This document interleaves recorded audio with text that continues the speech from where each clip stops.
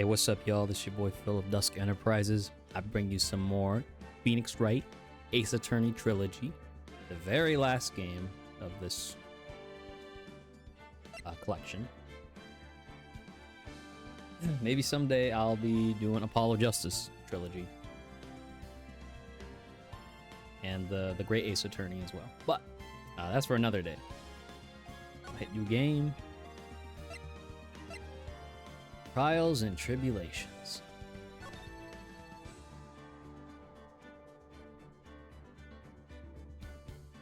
Turnabout Memories, Episode 1. Let's check it out.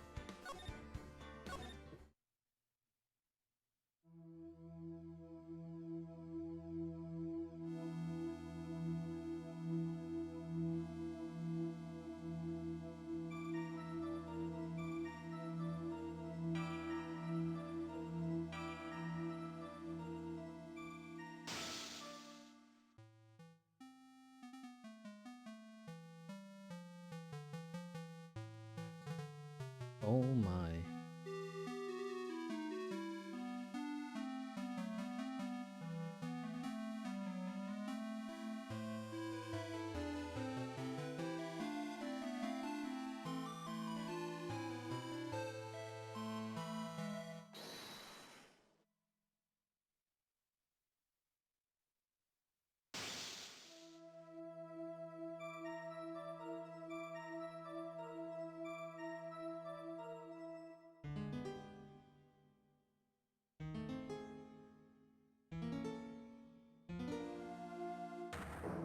What?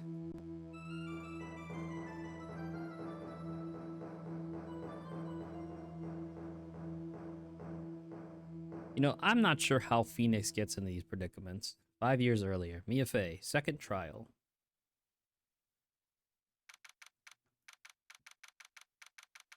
April 11th, 9:40 a.m. District Court, Defendant Lobby, number 3. It's finally time. I'm kind of nervous. Mr. Grossberg. Good morning. Mia, please calm yourself down. You're going to get yourself arrested for suspicious behavior, you know? What are you talking about? I am relaxed, Mr. Grossberg. Look at me. I'm relaxed. Let go of my lapples. You obviously haven't got the temperament to be a lawyer. I'm so sorry. It's just that I'm so nervous today. That's right. This is your first time in the big leagues, isn't it? Well, never you fear, my dear. I, Marvin Grossberg, am at your service. Actually, this is my second time in court. Still, you surprised me, what with your earnest request last night. Let me handle this case, you suddenly said, and quite forcefully, too. I just found out yesterday about the case, I mean. What? And you've already learned all the relevant facts? Well, about that, you see, of course I have, I think. Oh dear.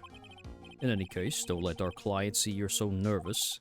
You see the poor young man in the pink sweater over there? That's our client.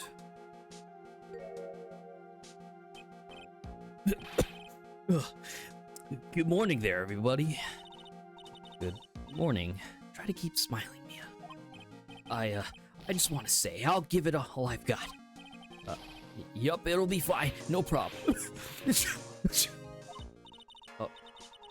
What's wrong? Do you have a cold or something, Mr. Wright? Actually, it's Wright. Like the Flying Brothers. People screw it up all the time. Yes, I have a cold. That's what this mask is for. The doc says this way I won't give it to anyone else. Kind to others, he says. Right, Mr. Wright, you have nothing to fear in court today. If you're truly innocent, I promise I will save you. Please, let go of my shirt. That's right, he's the one on trial, not you. He's the one who should be nervous. You need to stay strong for your client, Mia. My name is Mia Fey. I'm still pretty new at this lawyer thing. The first time I appeared in court was a year ago. But That trial traumatized me so badly, I thought I'd never set foot in another courtroom. It's been 1 year since then, and well, here I am again. But this time I'm going to win. For my client, and for myself.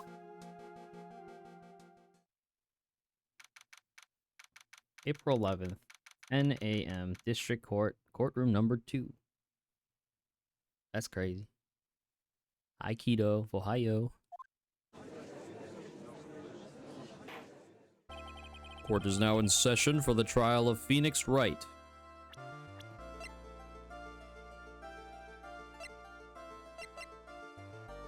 Doug Swallow. The victim, he was a fourth-year pharmacology student at Ivy University. Dahlia Hawthorne, age 20, Phoenix Wright's girlfriend, dated the victim Doug Swallow up until 8 months ago. I don't know about that statement. The defense is ready, Your Honor. The prosecution is ready, Your Honor. The defense today is Miss Mia Fey, was it? Yes, Your Honor. Is there a problem? I was under the impression that Marvin Grossberg was to be leading the defense. Yes, well, you see, Mr. Grossberg had a bit of an emergency. Emergency? But isn't that him standing there right next to you? Yes, well... You're just a rookie. Are you sure you can really handle this? Don't let him scare you, Mia. Give him your toughest look. Of course, Your Honor. I think. Well, Mr. Payne, your opening statement, please. Well. I can't believe a veteran like me has to spend his time babysitting a new defense lawyer. Don't worry, little girl. It will all be over soon. What was all that about? Was he trying to trash talk me? Now then, I'd like to proceed with a summary of events on the day in question. The incident occurred on the campus of Ivy University. The murder victim was a student named Doug Swallow. He was a fourth-year student studying pharmacology. It sounds like he was a very bright young man. Yes, well, next we have a photo taken at the scene of the crime. Students discovered the scene shortly after the murder. They found the victim's body. And the defendant, who had obviously bungled his getaway. They then called the police. That certainly makes the defendant look very suspicious indeed. Very well. The court accepts this photo into the record as evidence. By the way, can't quite tell the cause of death from this photo. Your reputation for sagacity, there we go, is well earned, Your Honor. The truth is that this victim died a rather unusual death. An unusual death? What do you mean, Mr. Payne? Well, perhaps the defense would like to take this question. Huh? A simple question. I thought I might loosen you up. I am a gentleman, if you will. A what? Stand up to him, Mia. Show him what you're made of. A perfect opportunity. Well, what was it? Oh, the course. Go on. Please say you know that at least this much. I'm so sorry. I didn't get a chance to read through the whole file. My hemorrhoids are beginning to act up. Now see here. The details of this case are filed under the court record. But you knew that already, didn't you? The court record. I think I can see that by pressing the R1 button. All of the weapons we need can be found in the court record. Take a good, hard look at the data there and think carefully before you answer, my dear. Yes, sir. I'll do just that. I've got to stay calm. I can't let that prosecutor get the better of me. The court record. Okay, let's take a look. I just pressed the R1 button here. Wait, what? Proof of my profession. The first and last time I wore it was last year. Or it was a year ago. Okay. Now then, would the attorney for the defense please answer the question? What was the cause of death? According to the court record, it was a fatal electric shock. In other words, electrocution. Electrocution? But how could such a thing happen? Did the murderer use some type of new, super powerful stun gun, perhaps? The answer to that will come crystal clear as this trial proceeds, Your Honor. But before that, there is one more vital issue. What's that? Why, motive, of course. Apparently, there was some bad blood between the victim and the defendant. Bad blood? What do you mean? Oopsie, I'm terribly sorry. You're the defense attorney, so you must know all about it. I shouldn't be stealing your spotlight like this. I really don't like this guy's smug attitude. That's Winston Payne for you. He's one smooth operator, if you catch my drift. They don't call me The rookie killer for nothing, you know. Huh? Now then, let's hear from the defense. What was the source of the bad blood between the victim and the defendant? And this time I would like to see some supporting evidence. Evidence? No need to get all worked up over this. As I said, all our weapons can be found in the court record. Find the evidence you need, then shove it in old Graybeard's face. Yes, sir. Into old Graybeard's face. Mr. Grossberg, try to set a better example for the young lady. Mia, evidence isn't the only thing in the court record. People's profiles are as well. You can toggle between profiles and evidence with the R1 button, so be sure to go over it all. Now then, let's see what you've got. He is 49 years old. What was the cause of the bad blood between Phoenix Wright and the victim? The reason for the bad blood between the two of them was this woman here. Dahlia Hawthorne, is it? Very good, Miss Faye. You seem to have picked up on that, at least this much. This woman is the girlfriend of the defendant, Phoenix Wright. But up until about 8 months ago, she was with the victim, Mr. Swallow. Clearly, she has some part to play in this story. God, he's so annoying, bro. Oh, he's done it again. Before the cross-examination starts, he's already got the judge thinking like he wants. Very well, Mr. Payne, please call your first witness. If it pleases the court, the prosecution would like to call Mr. Phoenix Wright. What? The defendant himself? Well, Miss Faye? It's fine. After all, Mr. Wright is innocent, right? The defense has no objection. Very well. The court calls Mr. Phoenix Wright to the witness stand.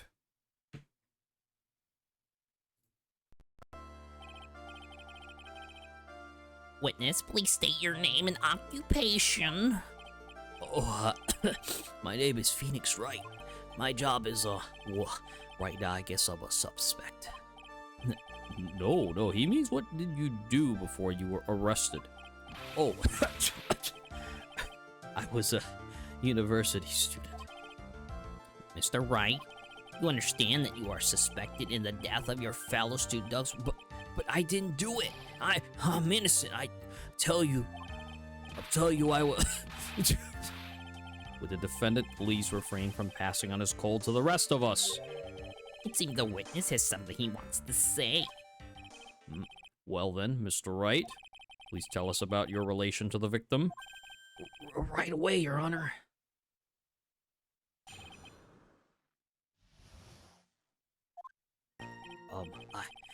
I admit I was there, but I'm not a killer. All I did was find his body. Hardly knew the guy to begin with. I never even talked to that stuck-up British wannabe.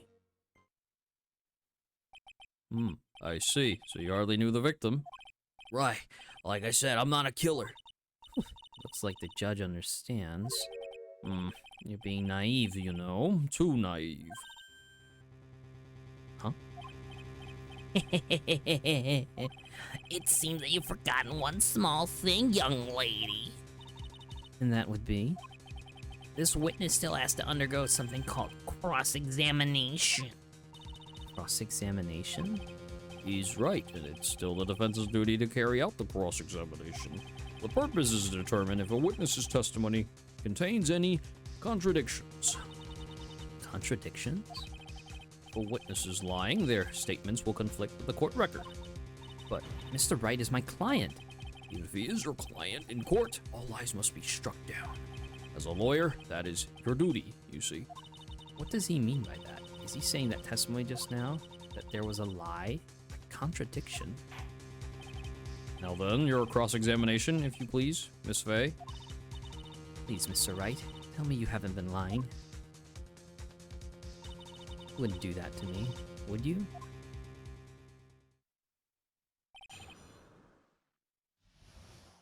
This motherfucker, what's up, Sir Jack? Thanks for putting points in the T-Rex Burger Challenge. When you say there, you mean the place where the victim was murdered? Yeah, sort of. The place where something happened anyway. Something? You can't hide what happened. We have photographic evidence. Anyway, Mr. Wright, what were you doing at the scene of the crime? I thought you said you didn't know the victim, Mr. Swallow. It was just a coincidence. We bumped into each other by accident. A coincidence, huh?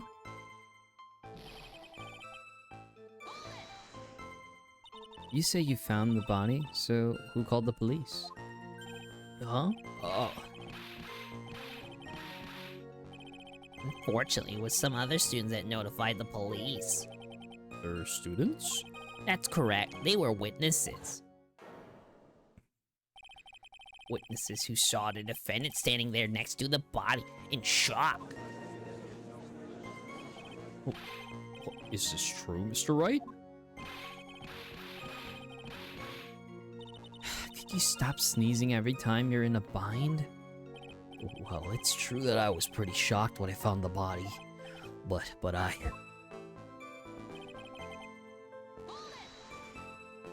So, you didn't know his face or even his name, right? Right, well, no, that is, I mean... So, which is it? Did you know him or not? Now see here, you can't avoid answering the question by sneezing all day? Well, I guess I did know his name. News to me? Why didn't you tell me that before? I heard he used to date Dolly. Who is this Dolly person? I guess that would be the defendant's lover, Miss Dahlia Hawthorne. Oh, I see.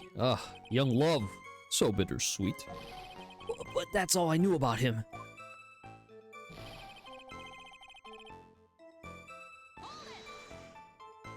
Mr. Wright, you stated the following in your testimony. I hardly knew the guy to begin with. That's right. I mean, why would I even... But that doesn't sound right. If you hardly knew him, then why would you say that the victim was a stuck-up British wannabe?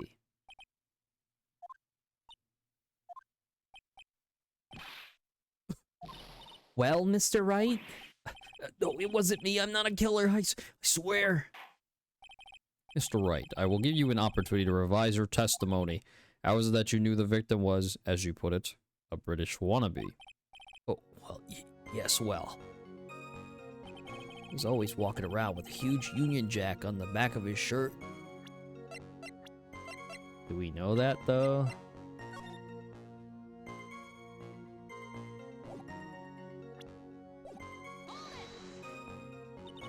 Did you see it at the crime scene?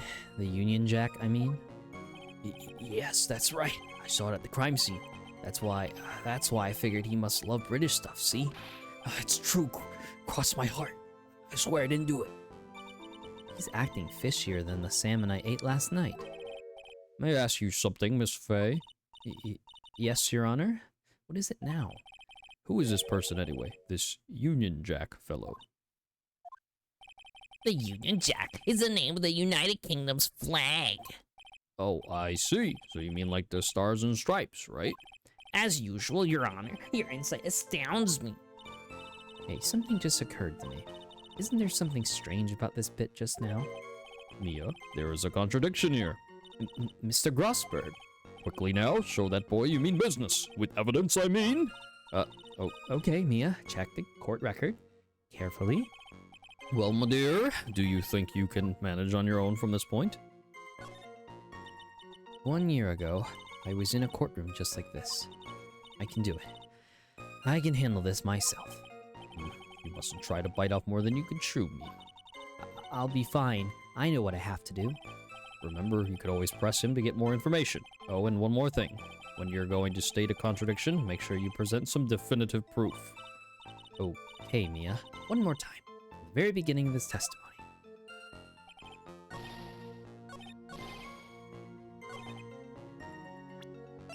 Behold!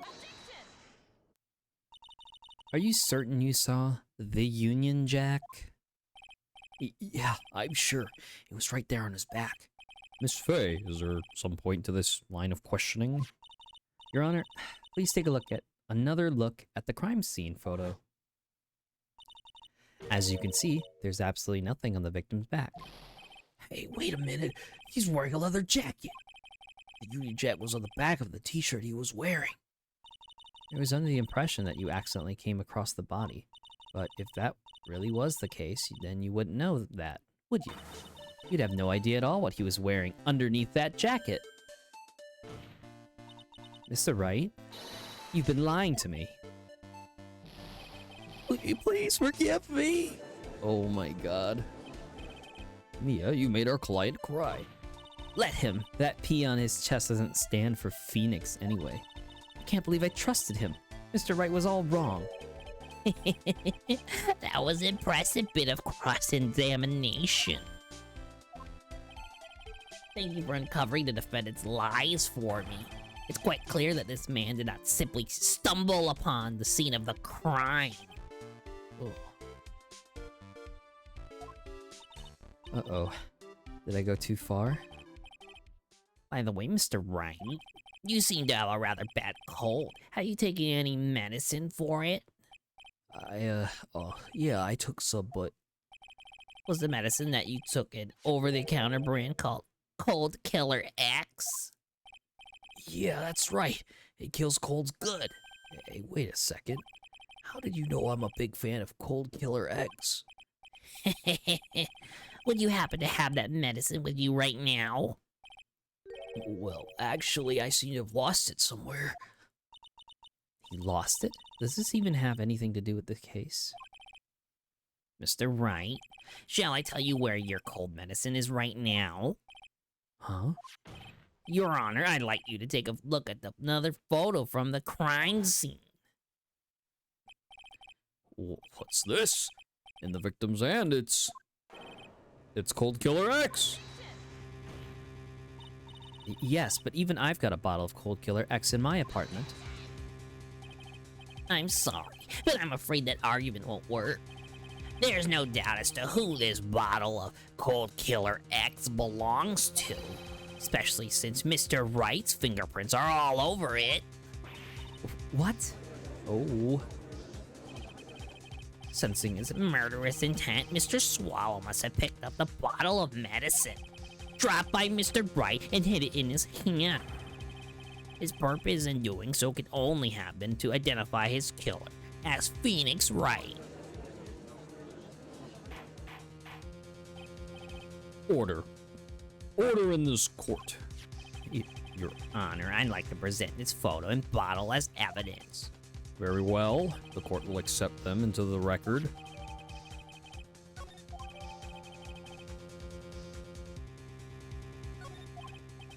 Also, the victim's wristwatch was broken. Broken? Yes, it ceased functioning when a large wave of electricity passed through it. Well, Mr. Wright, do you have some kind of explanation for all of this? Ugh. This is really bad. Oh, my buttocks, my poor hemorrhoids.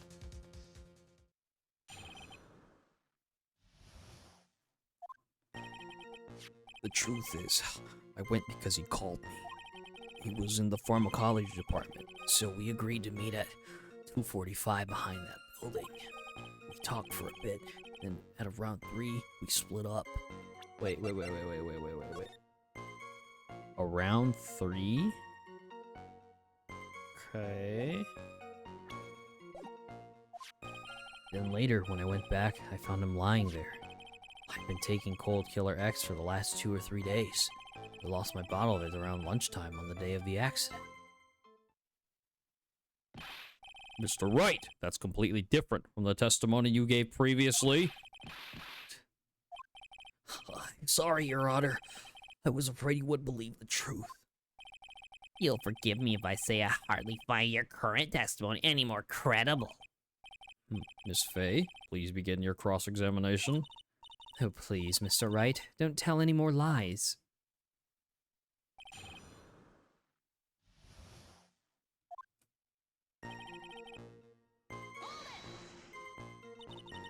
Had you ever met the victim before then?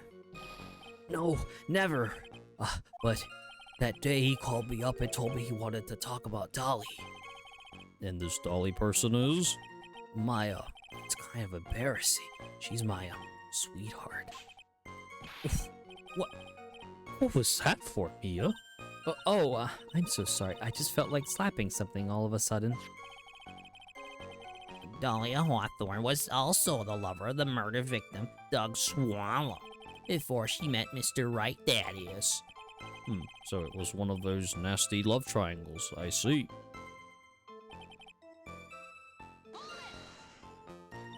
Was it Mr. Swallow who indicated you should meet at 2:45? Yeah, we were both right there, right on time. You said the victim was in the pharmacology department, correct? Yeah, he was studying how to manufacture and improve pharmaceuticals. Everyone called him the alchemist of IVU. An alchemist, I see. Gotta admit, it was a little suspicious. He had a whole laboratory and everything. It was filled with chemicals and strange machines that run on high-voltage electricity. Oh, how fascinating. He sounds like he was quite an ambitious young man. What do I do? Maybe I should ask him for some more details.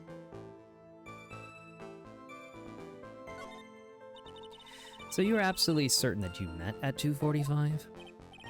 Yeah, pretty sure. That's the time class ends. They're always doing experiments, so it doesn't matter much. Experiments? Yeah, those pharmacology guys are always in the lab whipping up something. Well, it looks like he's right about the time anyway. Witness, let's go on with your testimony. Let's press a little more.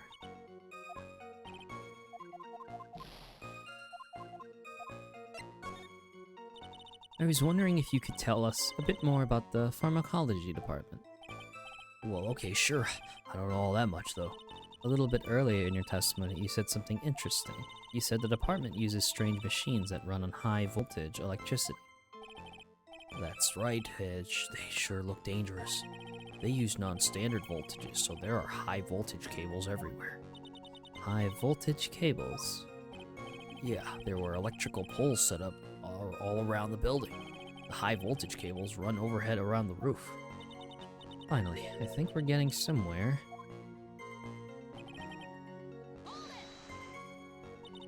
So what was it you were talking about?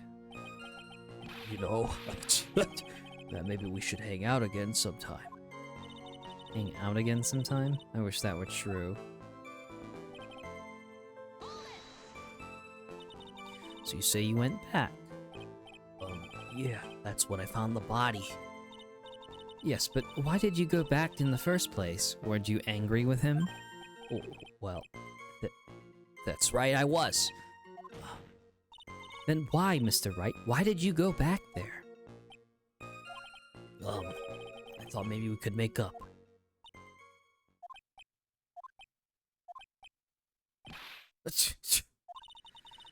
Judging by the atmosphere, I'm pretty sure no one is buying this. It's rather unusual to catch a cold this time of the year, isn't it? Yeah, I always get a little careless when the weather starts to warm up. I guess I shouldn't sleep with the window open this early in spring, huh? I suppose common sense is not always common. So, did anyone else know that you were taking cold medicine? Well, I always took one after meals, so I'm pretty sure all my friends knew about it.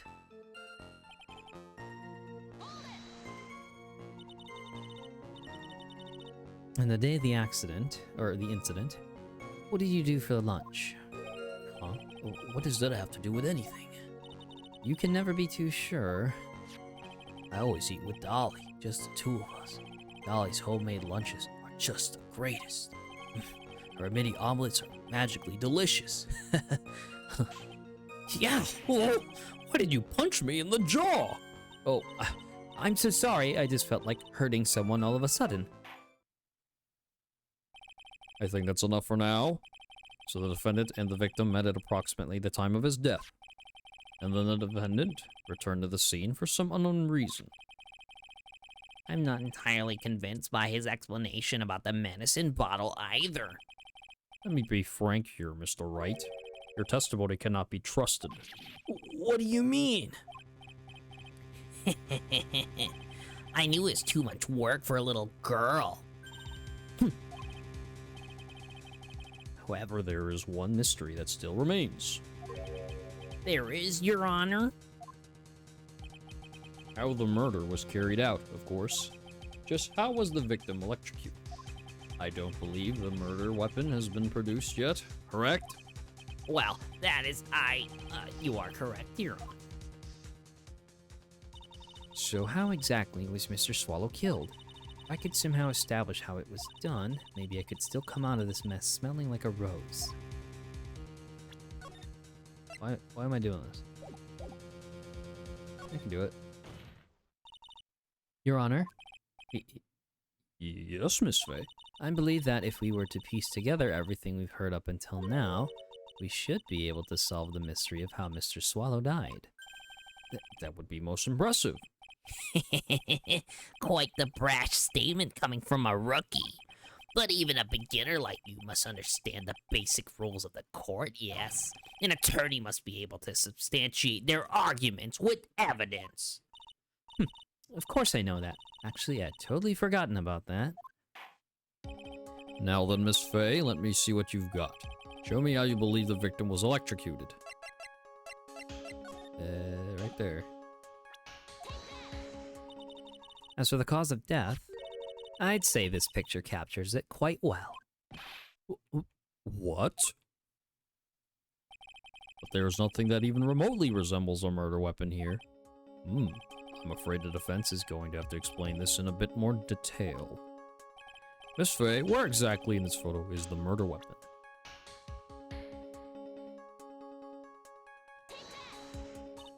Well, naturally, it's right here. What is that? A severed electrical cable, I believe. Your Honor, remember the testimony we've heard. The machines the pharmacology students use in their experiments require high voltage. And because of that, there are special high voltage cables strung up everywhere. So then the high voltage cable? Yes, the high voltage cable is the cause of death. That is the most likely explanation.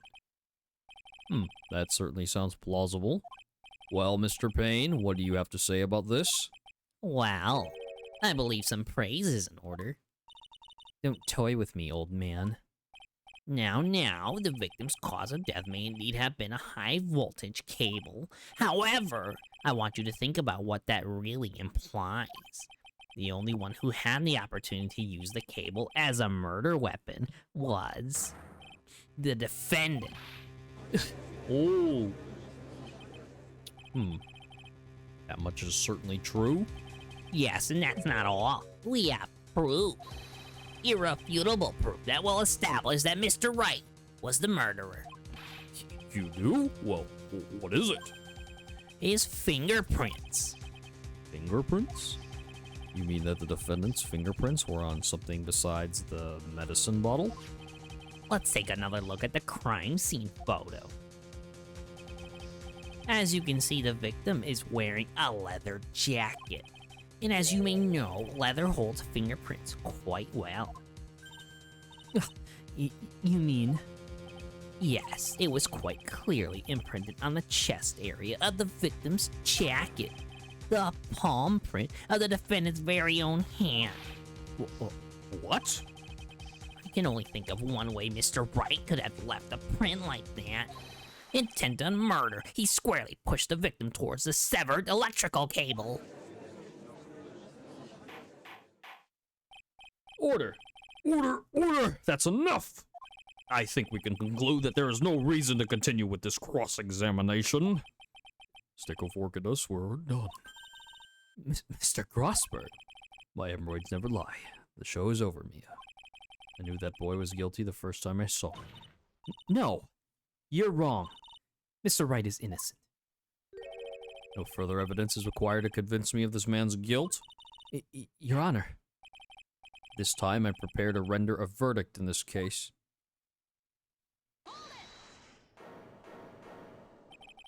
You have something further to add, Miss Fay? Is that what you want, Mr. Wright? You still haven't told us the truth, the whole truth. If you don't say something now, the judge is going to hand down his verdict. But I can't. I just can't say it. If I told you what really happened, then I'd be... It's okay, Mr. Wright. I'm your attorney. You can trust me. Miss Fay. No matter what it is you have to say, I believe in you, and I'll represent you to the very end.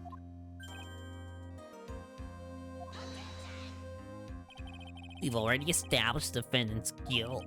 There's no further need for him to say anything. Wait a minute. Mr. Wright. I'll tell you what really happened. But I've already told you, Mr. Wright. There's no need for further. I did it. I admit, I pushed him. It's my fault. My fault that Doug Swallow is dead.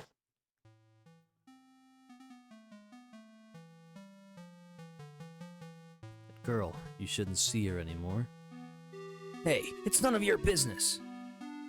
I'm telling you for your sake. If you continue to see her, it's going to be bad news. You're lying.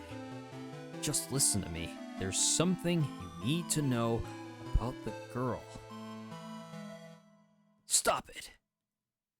Don't talk about her like that.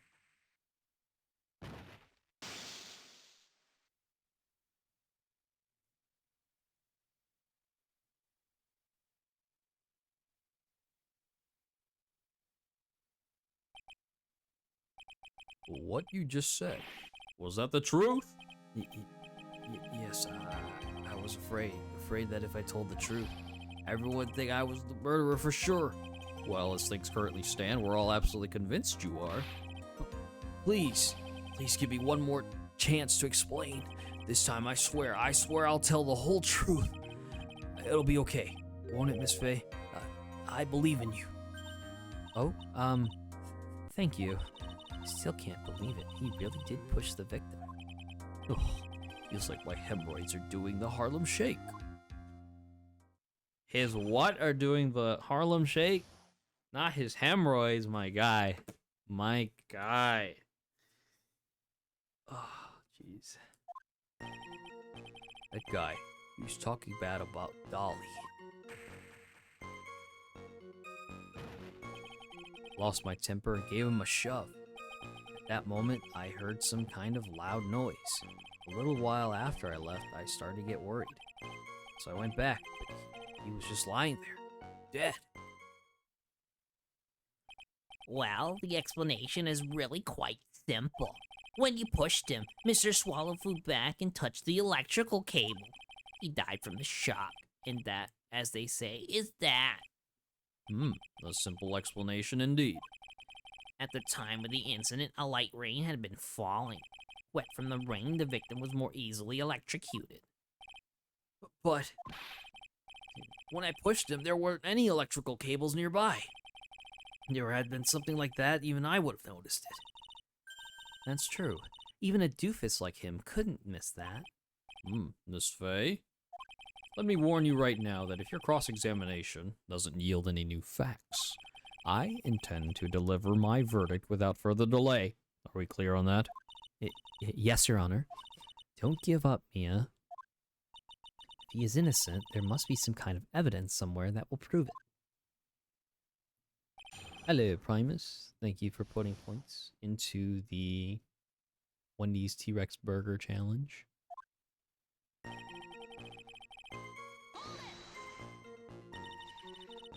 So what kind of things did Mr. Swallow say to you?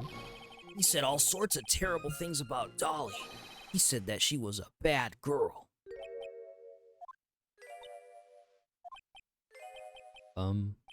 Is that all? Yup. Well, Miss Faye, you heard him yourself. Oh boy, you're not doing yourself any favors here, Mr. Wright.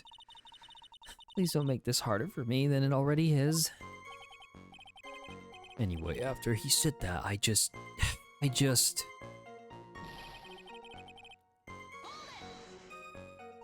Can you tell me about what happened in a little more detail? That guy, he just said what he wanted to say to me. Then he put on the jacket he was holding and started to leave. That's when I lost my temper and flew into a furious frenzy. I just gave him a light, gentle shove to the chest. And when you did that, there was no severed cable anywhere to be seen? Right, there was nothing like that at all. But is it possible that you merely overlooked it? Well, I guess it's possible. What are you doing? Don't let that guy steamroll over you like cheap asphalt. I believe that what's important here is the moment the push occurred. Let's continue on with the testimony, witness.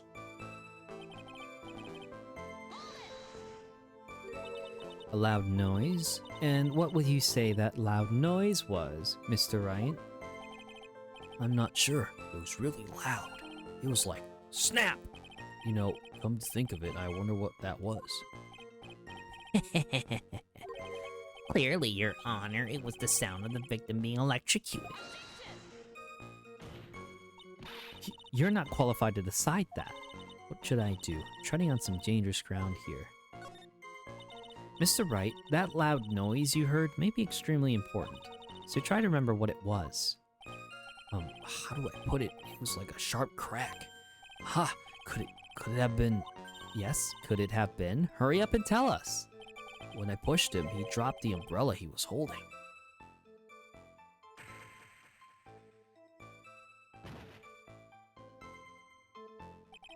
Fell right on top of it, and it broke. That was probably the noise I heard. An umbrella, huh? And did that umbrella belong to the victim?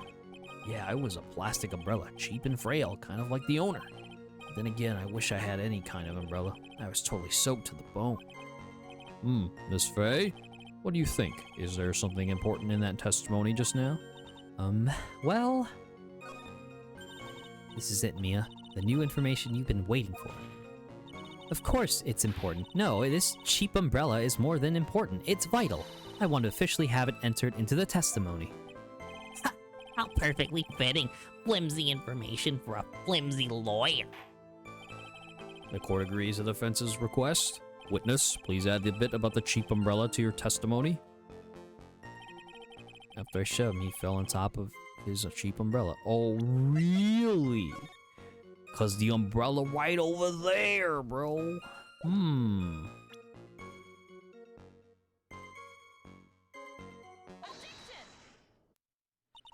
Why didn't you testify about the umbrella from the very beginning? Come on, if I had mentioned that... I would have been able to counter the prosecution's arguments earlier. What do you mean by that? Take another look at the crime scene photo. According to the Mr. Wright, the victim fell on top of his umbrella. However, if you look closely, the umbrella is nowhere near the victim. Actually, it's by the electrical pole. You're absolutely right. The conclusion here is obvious.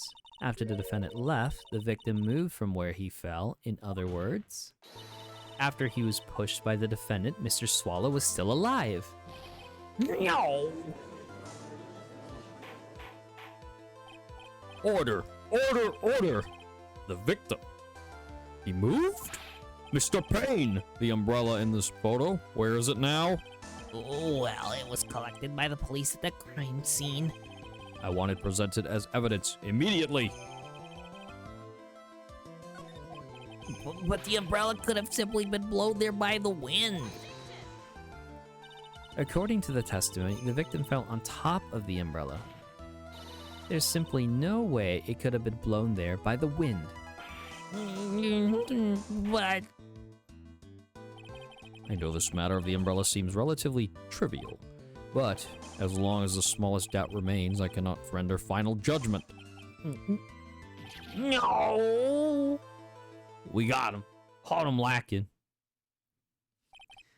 I must say, I still find it hard to believe that a huge hole has been blown in the prosecution's case by the defendant's testimony. Victim fell on top of his umbrella. There was a loud sound when this happened. Well done, Mia.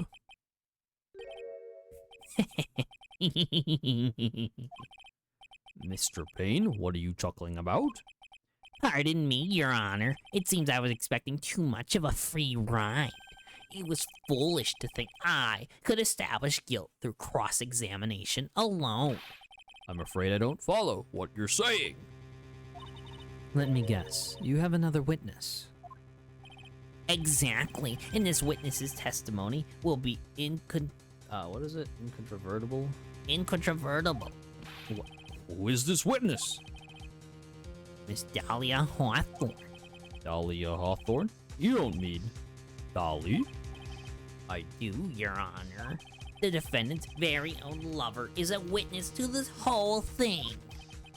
That's right. She was at the crime scene, or scene of the crime when the murder took place. What? I'm sorry to break the bad news to you, my dear. Oh. The smirk? Bad news. You couldn't be more wrong. Actually, I've been waiting for this. You can't be serious. Mia, what do you mean by that? I think this is a good point for us to stop at. Court will now enter a 20-minute recess. Afterwards, we will listen to the testimony of Miss Dahlia Hawthorne.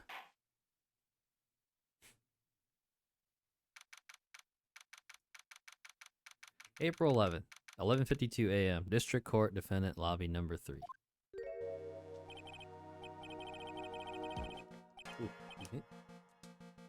Miss Faye, I'm sorry for what happened back there. It's all right. At least you told us the truth in the end, Mr. Wright. Yeah, I guess start to relax then, huh? Relax, my boy. You can't be serious after hiding such important facts. But the next witness is my Dolly, right? She'll save me, I just know she will. Why do you think that? Huh? Oh, what do you mean? She's the love of my life, that's why.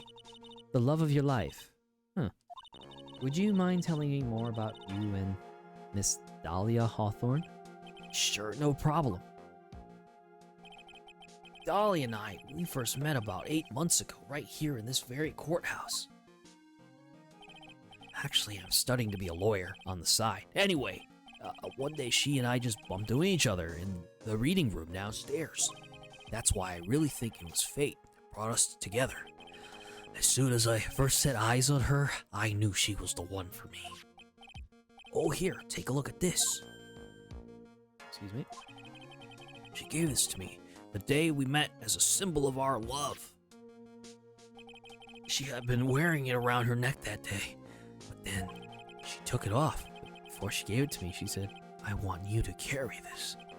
So she gave it to you as a present, I see.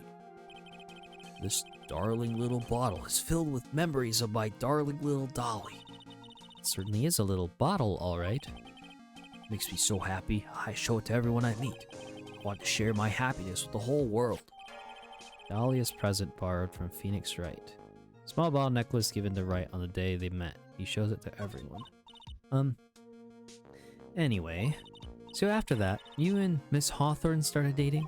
Yeah, but she's so shy. Every time I see her, she always says the same thing to me. Please give it back now. What a strange girl asking for a present back like that. By the way, Mr. Wright, the day you first met Dahlia Hawthorne, 8 months ago, it wouldn't happen to happen on August 27th, would it? Huh? Oh, yeah, it was. How did you know? This happened on August 27th, right here in this courthouse, sorry.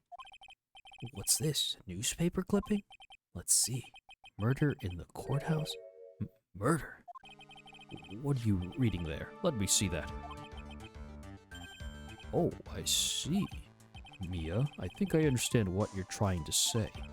I think I understand why you suddenly took such a keen interest in this case. I believe there is some connection between these two cases. Am I correct? I hope you don't mind, Mr. Grossberg. I need to finish this myself. Ah, yes, but I'm afraid what you have will not be enough, my dear. Now go and have a look in the downstairs reading room and see what else I can find. Thank you. I'm going to do whatever I can to be of help to you, Mia. Well, looks like recess is about over. We'd better all get moving. I guess so. That recess sure seemed longer than 20 minutes, though.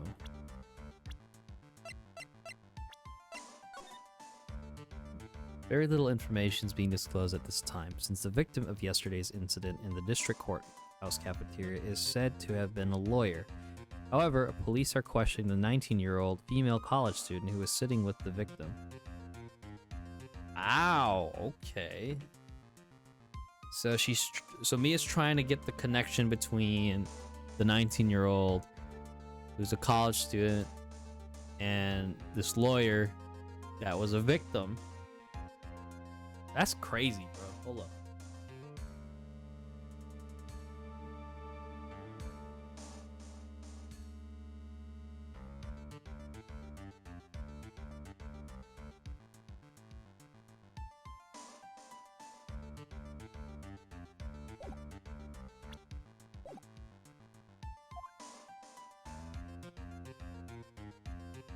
To be continued.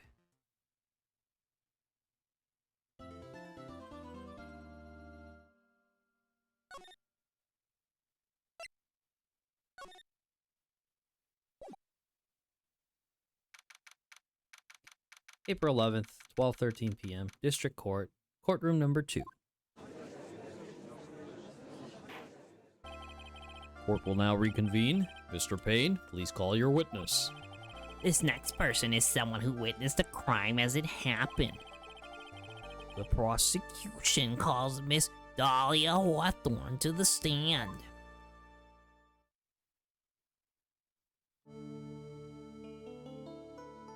Not the butterflies, bro. What's with this stiff silence? In my long career as a judge, I have been deceived by many witnesses. It's my job to doubt, to take no one at their word. But in your case, I must admit that you radiate the glow of complete sincerity. I can't believe he actually said that. Oh, now then, witness, could you please state your full name? I am... Don't worry, sweetie, there's no need to be nervous. Yo, they down bad, brother. If anyone says anything rude, you can be sure I'll cut them right down to size. I will bash them with my gavel. I love how they look straight at me when they say that. Thank you for calming my nerves. You were all so nice. I almost feel right at home. Not at all. It was nothing. If we may move on now, what is your full name and occupation? My name is Dahlia Hawthorne. I am a junior in literature at Ivy University. I just want to say, it's an honor for me to be here in your noble presence. The honor's all mine. No, the honor is all mine. Well, we know whose milkshake brings all the boys to the yard. Damn. Okay. I didn't think... I forgot that this was in there. Sir? Is there something I can help you with? You can just go on and say whatever's on your mind. I'm sure that there must be some kind of mistake. Feeny wouldn't kill anyone. I just know it. Yes, I could see why you'd say that. She's going to be a tough witness, all right. It only took her 12 seconds to wrap them all around her little finger. Now then, please proceed with your testimony. Let's hear about you, witnessed on the day of the incident, if you please.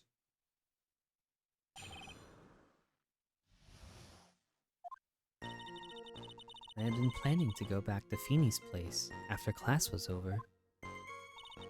Feeny and Dougie, they were talking behind the building.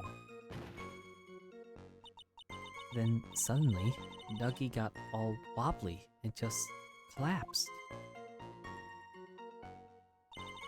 That's when Feeny noticed that I was there. I went to go and find some other students, and they called the authorities.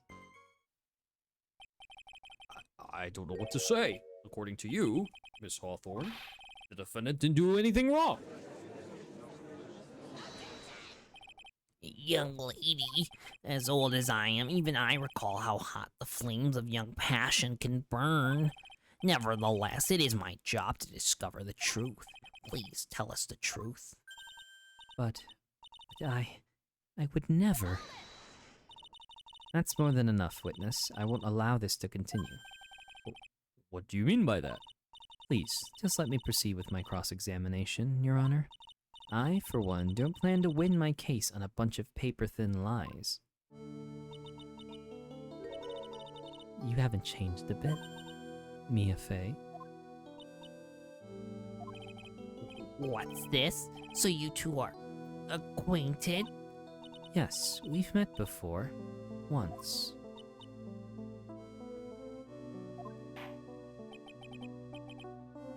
In any case, Miss Fey, the floor is all yours. It's good to see you again, Madame Fey. Madame? I'm no one's grandma yet, girly. Hi, Uki. How you doing?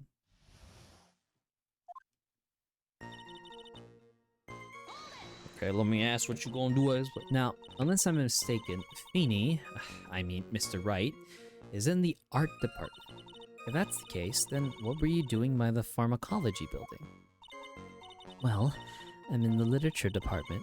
I'm studying Japanese senryu poetry.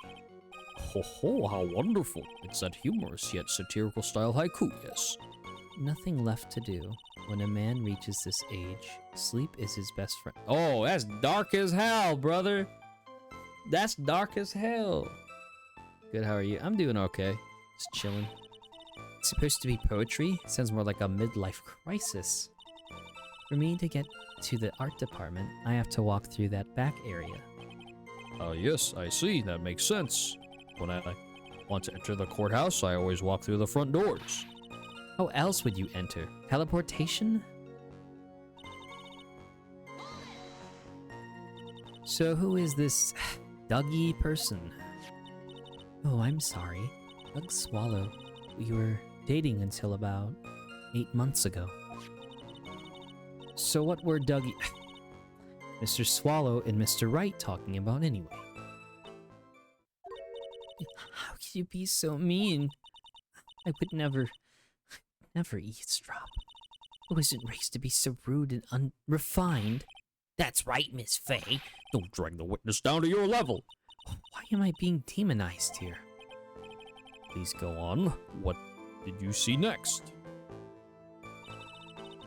It's gonna be you soon? Oh my god, Primus, that's crazy. Don't be saying that. You're still young. Are you saying that the victim just collapsed on his own? Yes. In other words, the defendant never touched the victim. Is that right? I was watching the whole time, and he never did a thing to Doug. I press her for no good reason. I just know the judge will get angry with me. So what should I do about our testimony just now?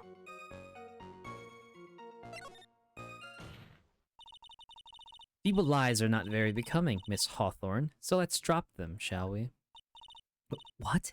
I would never. Miss Fey, I will not allow you to badger this witness. I believe the defense is engaged in a fishing expedition. That is, she has no supporting.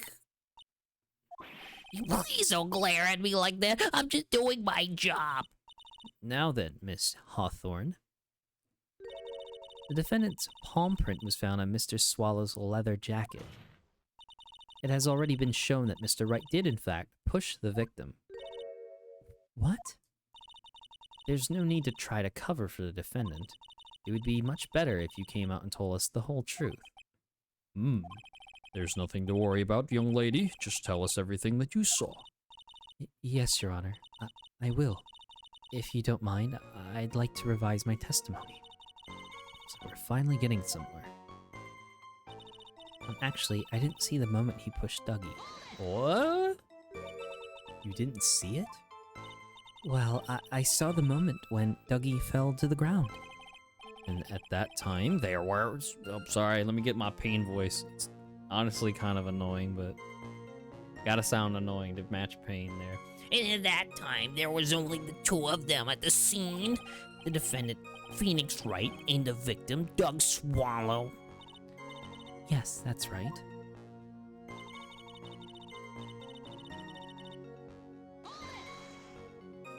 So then, what did it look like they were doing to you? I thought they were having a nice, friendly afternoon conversation. Give me a break. That's why I really wasn't watching them all that closely. Did you notice anything out of the ordinary at all? No, nothing at all, Mr. Judge. Oh, I like the sound of that, Mr. Judge. Now then, please proceed with your testimony.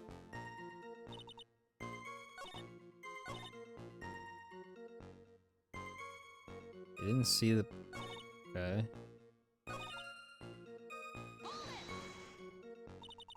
When you say students, do you mean students from the pharmacology department?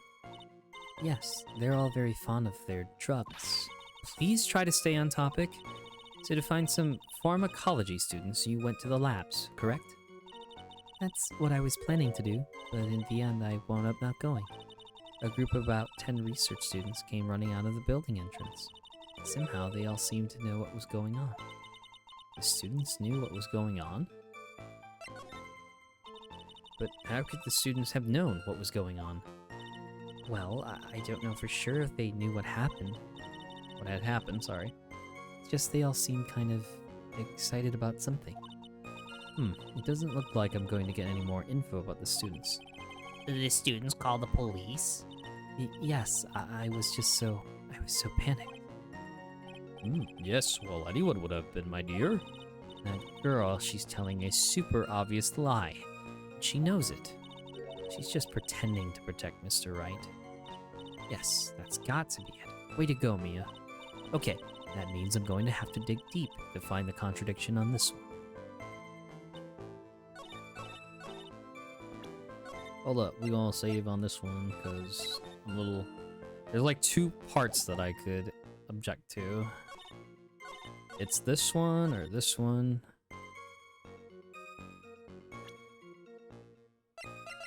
They weren't fighting? Yeah, I figured this one. You say you didn't hear anything unusual? Is that correct? Yes, that's why I was very relaxed, looking at the scenery around me. The smug. That's nice, but I find that just a little odd. I have here the testimony of your boyfriend, Mr. Phoenix Wright, and he clearly testified to the effect that when he pushed the victim, he heard a sharp, loud noise. He said that?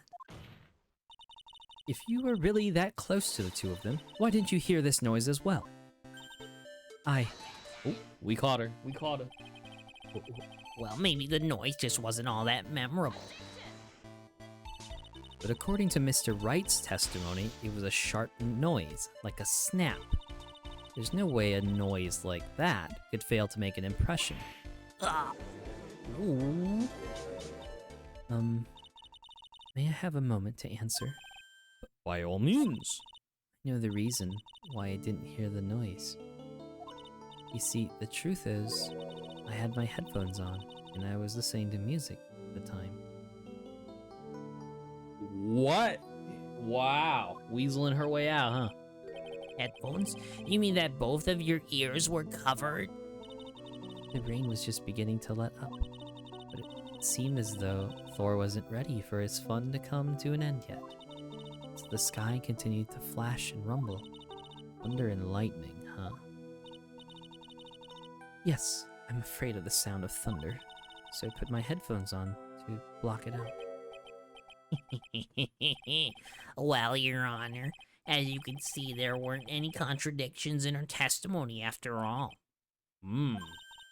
Wait a sec, Mia. That testimony just now. She said something that could totally change this whole case. She didn't hear anything. Your Honor, there is a problem with the witness's testimony. What do you mean? Didn't you notice? She said there was lightning, correct? Yes, what about it? Well, lightning is actually a large discharge of electricity in the atmosphere. Am I right? No, that's not the time for a science lesson, Miss Fey. Yes, Your Honor. Anyway, since the cause of death was electrocution, isn't it possible that the victim died from being hit by a bolt of lightning? Oh! Yeah, she's quick on her feet. I didn't realize that. I must admit that the thought had not occurred to me. Just what kind of thoughts do occur to this guy anyway? This entire case is built on the premise that Mr. Doug Swallow was murdered, but that very premise itself is mistaken. The defense believes that Mr. Swallow was, in fact, the victim of a stray bolt. It appears the defense may be onto something. Could it be that the death was actually accidental? All right, you did it, Mia. I'll be taking that not guilty now if you did. Oh,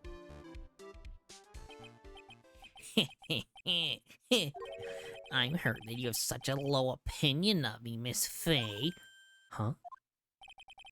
I'm not a fool, you know. The prosecution has done its research, Your Honor. We found that there were no lightning strikes on that day at that location. What? What's more, we have evidence that the electrical cable is definitely linked to this case. Evidence, Mr. Payne? Well, what is the evidence? This evidence. This affidavit, Who is this affidavit from? the pharmacology students who were conducting experiments in their labs that day. Allow me to read out to the court the testimony of the pharmacology students. All equipment in the labs lost power all of a sudden at around 3 p.m. that day. Was it a blackout? All of the lab's equipment runs on high voltage, Your Honor. So you're saying the equipment lost power because... Precisely. They lost power because of the severed electrical cable. The power outage occurred at approximately 3 p.m. Which fits within the time death listed in the autopsy report. Exactly. In other words, the victim died as a result of touching the severed electrical cable. According to the students, the cables were very old. They were planning on having them replaced in the near future. I see. Apparently, the cables had become so brittle that even the smallest bump would have caused them to break. The whole cable broke due to some sort of impact on 4/9 at 2:55 p.m. Really? Okay. However, there is one thing that troubles me. If the cable could have been broken by any small bump, then it wouldn't have snapped if it hadn't been bumped into, correct? Well, I suppose you could say that. Miss Fey, do you have any thoughts regarding the cause of the severed cable? Your Honor. I don't like how this is looking one bit. I have to come up with something to try to regain some momentum. If it pleases the court, the defense would like to state its opinion. By that, I mean I'm gonna save right here, just in case. Well then, let's hear it. Who or what was it that caused the cable to break?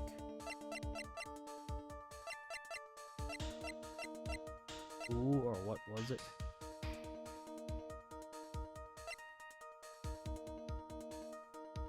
Found broken near an electrical pole.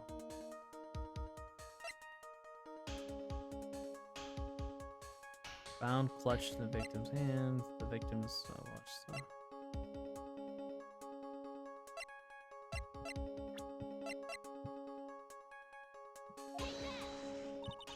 This is it. This is why the cable snapped. Well, Your Honor. I believe that the only thing that has snapped is the mind of the defense. That was one of your best lines yet, Your Honor. Ouch, that was harsh. Please, Your Honor, give me one more chance. Well then, let's hear it.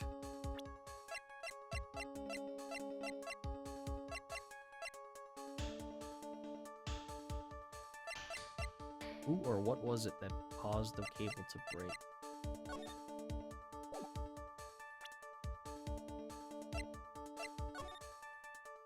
Maybe the electrical pole, right?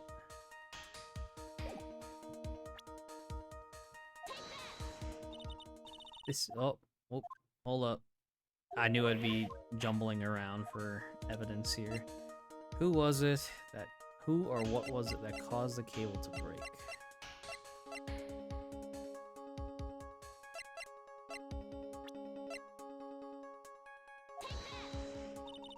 Your Honor, please think back to Mr. Wright's testimony. The defendant's testimony? He said that after he pushed the victim, he heard a loud, sharp noise. Now, this happened at around 3 p.m., correct? Yes, that sounds right. Wait, are you saying that? The lab equipment lost power at 2:55 p.m., which fits right in Mr. Wright's timeline. Hold on, I'm curious here. Oh, it's past 3. Okay, got it. All right. In other words, it was Mr. Wright's shove that caused the power outage. I wish to save and reload. Truth. Yes, the prosecution also came to the same conclusion, and it was that very shove that caused Mr. Swallow to be electrocuted. I'm afraid I can't agree with you there, Mr. Payne. What's that supposed to mean? Take a good look at where the victim landed after being shoved. See the umbrella? It's by the electrical pole. That's right. The victim banged into that pole as a result of being pushed. It was that impact that caused the cable to break. Well, that makes sense. And then the victim was electrocuted. I'm sorry, Your Honor, but no, it doesn't make sense at all. If the victim was shoved into the far pole, then he couldn't have been electrocuted by this severed cable in the foreground here. Ah! In other words, someone other than my client must have electrocuted the victim. Order! Order in the court! The lamentations of my enemy, how I've longed to hear them. It's true. The defense is absolutely correct. There doesn't seem to be any way the defendant could have... Mr. Judge, sir, may I say something? The Madame Attorney's explanation. She said something that are a little different than I remember them. What? What the? Please, just once more. May you please testify one last time? Please, Mr. Judge? Of course it's all right. Just go right ahead and give your new testimony. This is it. She's finally starting to show her true colors.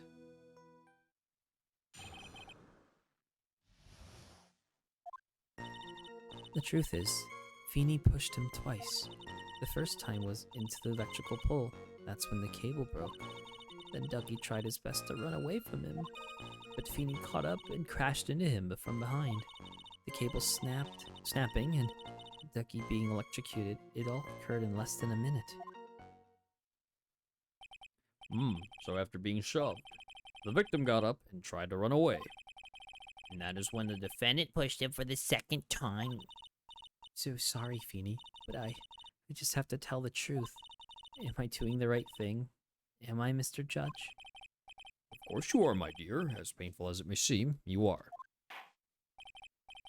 Now then, Miss Faye, you may proceed with your cross-examination. She lying, dog. She lying.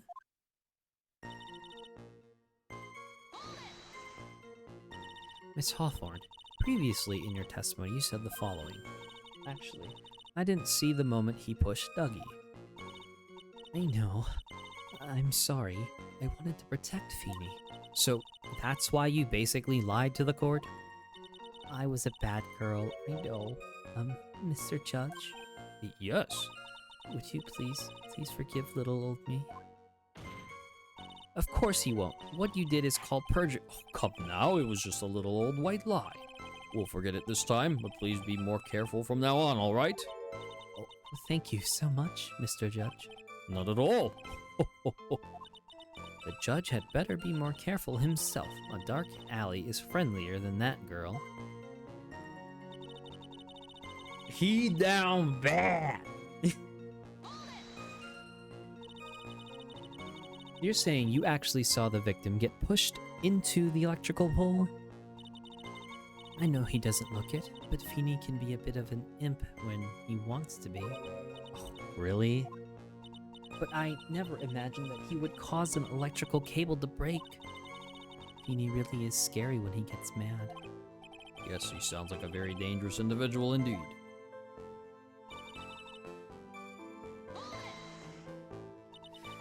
So let me get this straight.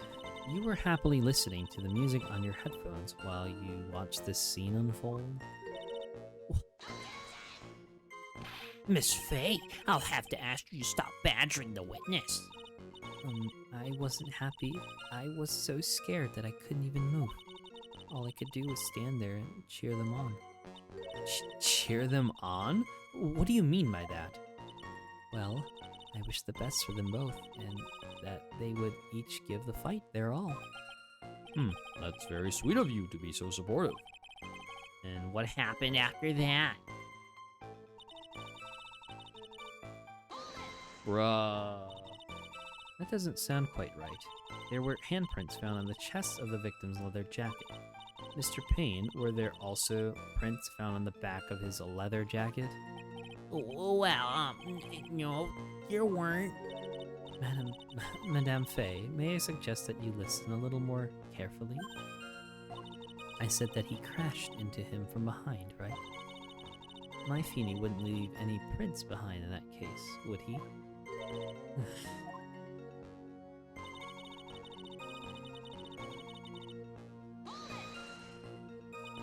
Did you actually witness the moment the victim was electrocuted?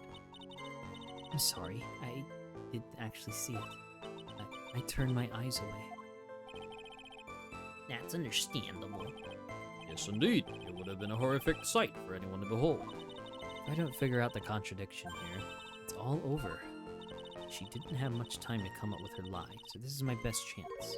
There must be a hole in her testimony somewhere. Think, Mia.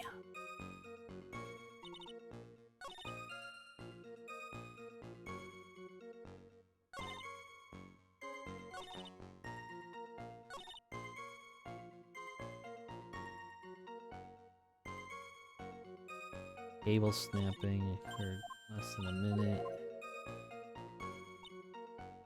This is a stumbling testimony here. Time was into the electrical pole. That's when the cable broke.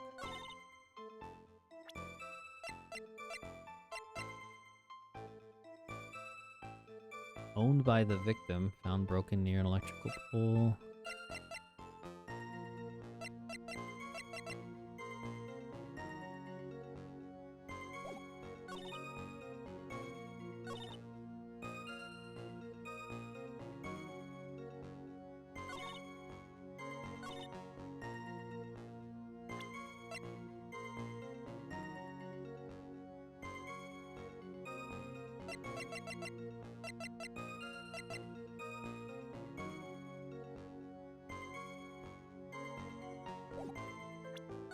Really now? Okay, hold on. Alright, let's try this. Ah! Too good to be true. Too good to be true. Think before you speak, young lady? That's crazy.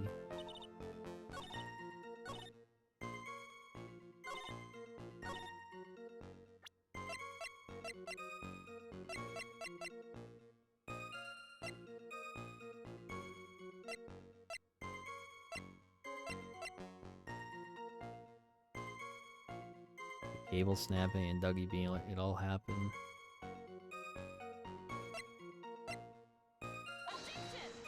Hooray! I'm stuck. It's the little statements there, because they always trip me up. Okay, just put the thinking cap on. Put the thinking cap on, real quick. Beanie pushed him twice. Okay, that's not the one.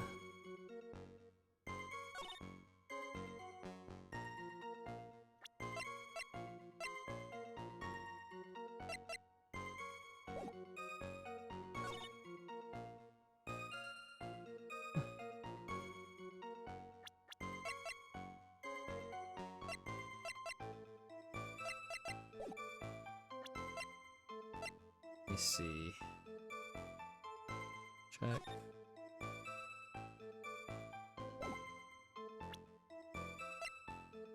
Wait.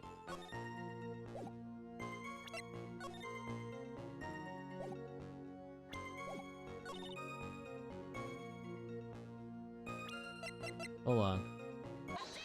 There we go. It was that statement. That's enough, witness. Afraid I don't understand. You will in a minute. Could you please take a look at this picture? Oh? That medicine. That's the one Feeny likes to take for his cold. It's not the medicine I want you to look at.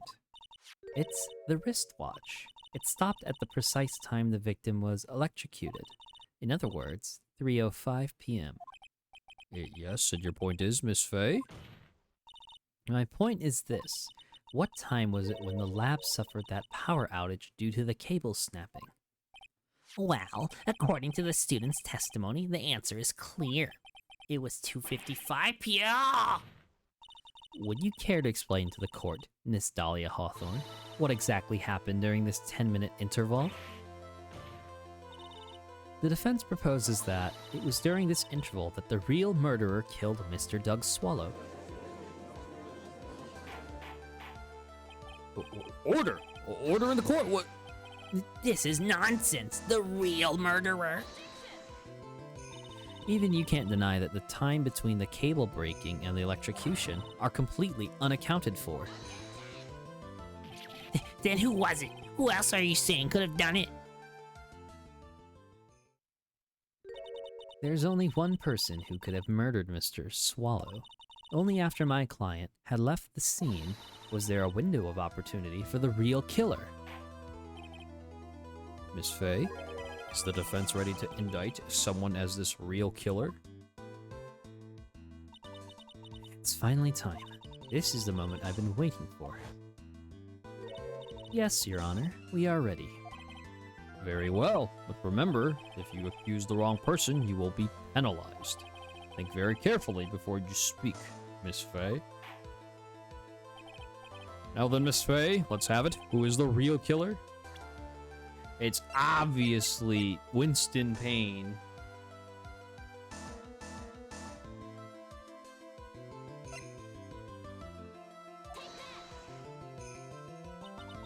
It could only have been you, Dahlia Hawthorne. What? How can you? The defense is grasping at straws. 10 minutes passed between the time the cable broke and the time of the electrocution. What exactly were you doing that whole time, Miss Hawthorne? Were you really listening to some music while cheering them both on as they fought? I find it hard to believe that you didn't lift a finger to stop the men dearest to you. Order! Order, Miss Faye! What I mean, what? That is to say... Miss Hawthorne, I believe you did witness the two men fighting on that day. However, after Mr. Wright pushed the victim and subsequently left the scene, it was you who pushed Mr. Swallow to his death by your very own hands. How can you say something so mean, Madame Faye? I didn't do anything. Miss Faye, this is a very serious charge you are... Your Honor! Please, I have something I want to say. You? What is it? Please strike everything the defense said just now from the record. What the? Are you daft? You're totally wrong, Miss Faye. Dolly, she couldn't do something like that. Mr. Wright, get back in your seat. Bailiff, grab that man. Ah! Leave my Dolly alone. Ugh. That boy. He's gotten himself in the way over his head. Oh, Mr. Grossberg, you're back. Seems I've arrived just in the nick of time. I found the police report on that incident in your newspaper clipping. Thank you so much. This is exactly what I was hoping for. Incident. Location, District Courthouse Cafeteria. Date time, August 27, 4 p.m. Victim, Diego Armando, age 28. Occupation, lawyer. Suspect, Dahlia Hawthorne. Armando ingested poison while interviewing the suspect regarding another case. Traces of poison were found in the victim's coffee cup. No poison was found in the vicinity or on the suspect's person. It is unclear how the poison entered the victim's coffee cup. Okay. You'd better take a good look at it. It, details how you came to lose your boyfriend. Now then, the defense has made a very serious accusation. Mr. Payne, what do you have to say about all this? Well, really, Your Honor, that is I. May I interrupt you for just a moment, Mr. Prosecutor? Don't you worry, my dear. I have this situation well in hand. That is I, go right ahead. Madame Faye, are you seriously accusing me of killing my sweet Dougie? Yes, I am. Not only am I saying you murdered Doug Swallow, but you also tried to pin the whole thing on your current lover, Phoenix Wright. I told you that you should let me handle this. I'm sorry. Please go ahead. How can you say that? I'm absolutely devoted to my dear Feeny. The notion that I would try to frame him is ludicrous. This is all just too much for poor little me to bear. I believe that girl is trying to ask what on earth her motive would be. The answer to that lies somewhere in this police report. It must. 8 months ago, an incident occurred in the basement cafeteria of this building. And then, that same day, the two of them accidentally meet. Your Honor, the defense requests further testimony from Miss Dahlia Hawthorne. Further testimony? What about? About the events of the day when she first met the defendant, Mr. Phoenix Wright. What could that possibly have to do with this case? The witness claims that she has no reason to frame the defendant. Am I correct? Well, I have evidence that suggests that she, in fact, had a very good reason. Very well then. The court grants the defense's request. Young lady, would you mind staying on just for a bit longer? Of course not, Mr. Judge. Get ready for the battle of your life, Dahlia Hawthorne.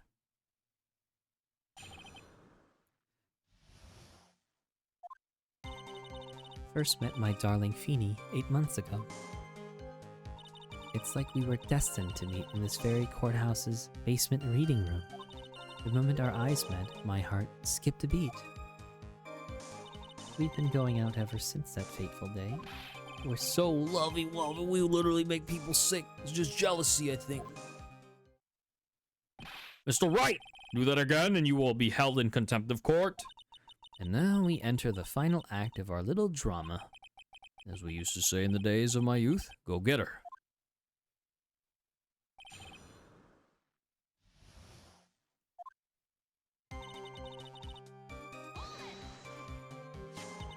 So until that time, you had been dating Doug Swallow? Yes, I'm a real fool, I know. Letting my emotions change so quickly. I'm ashamed of myself. No, not at all. Look at me, I'm infamous for changing my mind.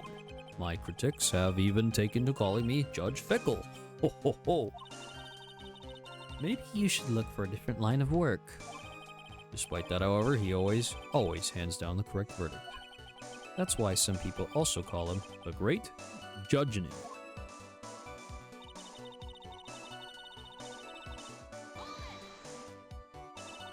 The courthouse reading room, that's a strange place to meet the love of your life.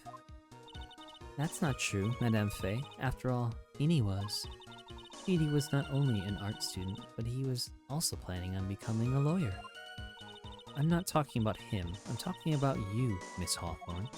What was a literature student like you doing in a courthouse reading room? This line of questioning is a waste of time. He has nothing to do with our murder case. Miss Fay, I'm warning you, if this has nothing to do with Mr. Swallow's case. I have to remember that Judge is on Dahlia's side. I'd better tread carefully.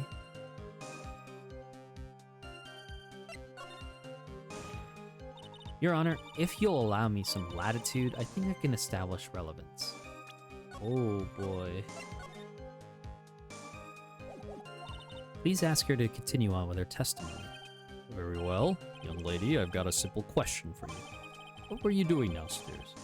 In the courthouse, reading room. If it pleases Your Honor, the answer is simply this.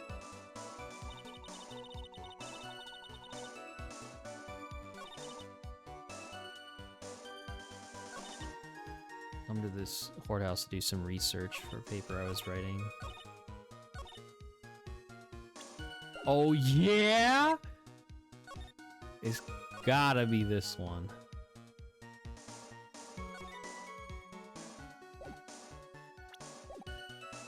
Oops.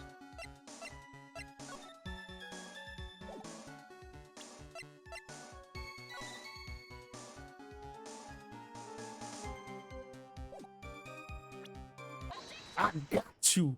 I got you. Miss Hawthorne, you weren't here because of your research paper, were you? Didn't you actually come here for a much more important reason? What is the meaning of that cocky smile on your face, Miss Fay? 8 months ago, right here in this very courtroom, there was another tragedy. Another tragedy? Do you mean the incident in which an attorney was poisoned? The name of the suspect in that incident is listed here in this report. And that name is Dahlia Hawthorne. What? Dahlia Hawthorne? Yes, the sweetie pie of everyone's eyes, Miss Dahlia Hawthorne. She was the prime suspect in a criminal case just 8 months ago. Order! Order! Order! This is unbelievable! It's true then. The loveliest rose can hide the cruelest thorn. Miss Fay, that's not fair. You can't slander my witness with an unrelated case. I, Winston Payne, will not allow it. Mr. Prosecutor, I believe I was speaking. Pardon me. Go right ahead. It's true that about 8 months ago, the police expressed some interest in me. Express some interest, huh? Mr. Judge, sir, I know I'm under oath, so I'll tell you the absolute truth. I did not commit the crime that occurred during that incident 8 months ago. I see. Okay, I've tied the two crimes together. Now I've just got to stay on the offensive. Well done, Mia. Oh, really lit a fire in my heart and my buttocks. I can hardly tell which is more inflamed, my spirit or my hemorrhoids. Okay, Grossberg.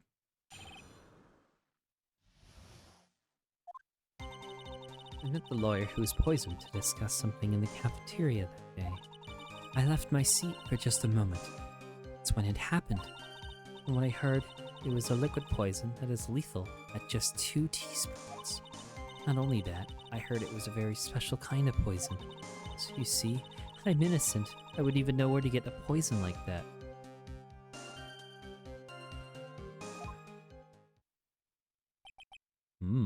So that's what happened here 8 months ago. However, as you've heard from the witness's testimony, she had nothing to do with it. I think the defense is just about out of tricks. I'm terribly sorry, Mr. Payne, but I'm afraid the defense has many more tricks up its sleeve today, and I'll be sure to show them to you before the end of this cross-examination. Oh, what the? Why does the defense suddenly feel stronger? Aha, Mia, you're glowing with the true lawyer's aura, my dear. That proud posture and self-confidence, absolutely smashing.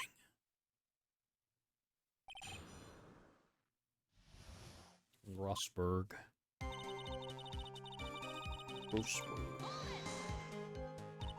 What were you talking about with the defense attorney? Well, sorry, but that's confidential.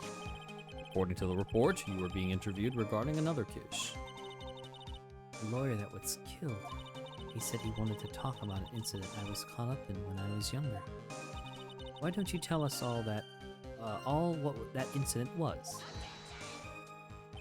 That has absolutely nothing at all to do with this case. Objection sustained. The defense's question is stricken from the record. You get involved in a lot of incidents, don't you, Miss Hawthorne? Well, I guess I was just born under a bad sign. Don't worry, Dolly, I'll protect you. You heard the man. Now that is true love, young lady. Oh, Feeny, please. Ugh. Those two are really making me ill, albeit for decidedly different reasons.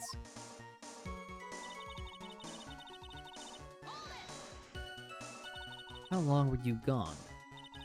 I've already answered all these questions for the police, but if you must know, maybe 10 or 20 minutes. And where were you during that stretch of time? Using the toilet? What are you saying, Miss Faye? Toilet? My perfect little Dolly doesn't poop. What the fuck? Phoenix, bro, get it together! Get it together! You were to defend it? Miss Faye, better luck next time. Oh, Feeny, please. The police have already looked into this whole matter. This line of questioning is nothing but a waste of the court's time. Objection sustained. Miss Hawthorne, please continue with your testimony.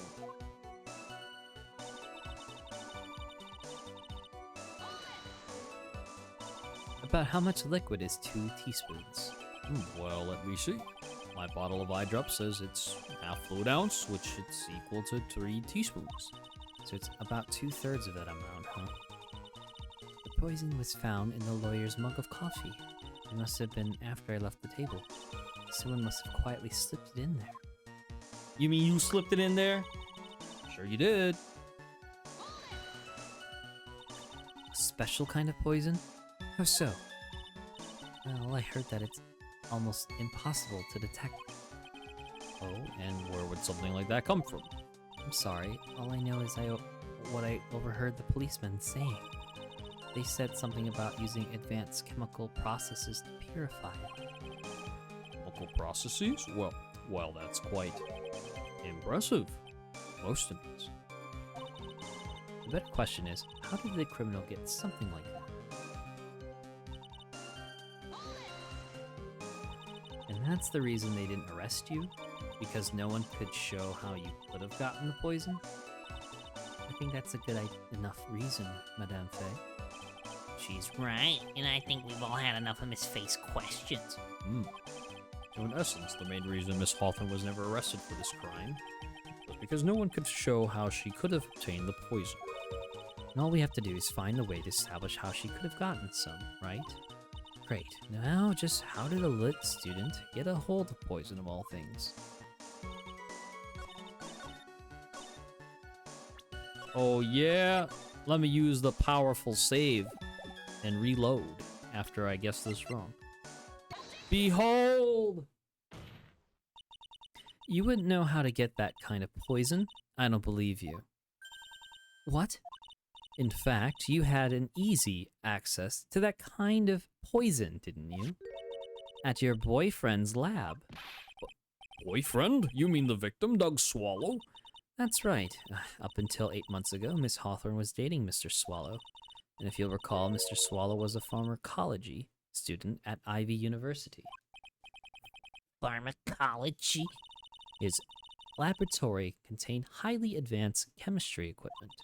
In fact, without such equipment, the culprit could never have obtained such a rare and special poison. Well, Miss Hawthorne, it seems you had access to such poison after all. And then it was a matter of slipping it into the victim's coffee when he wasn't looking. The only person who could have done that was the one sitting at his very table, you.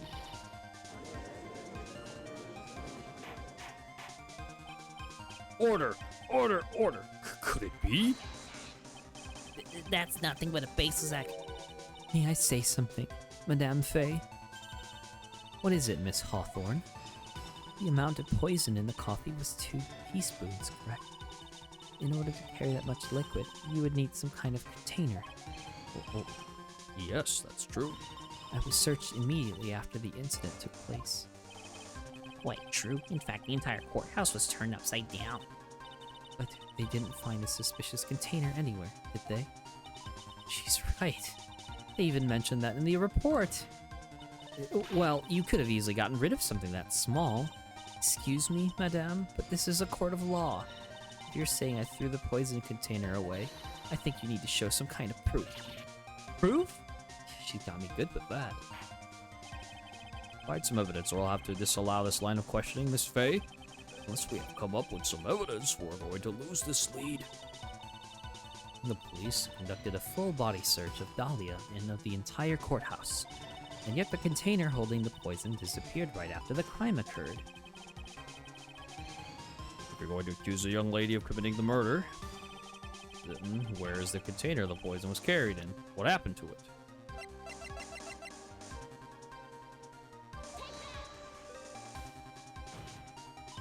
You were forced to get rid of the container in a hurry, weren't you?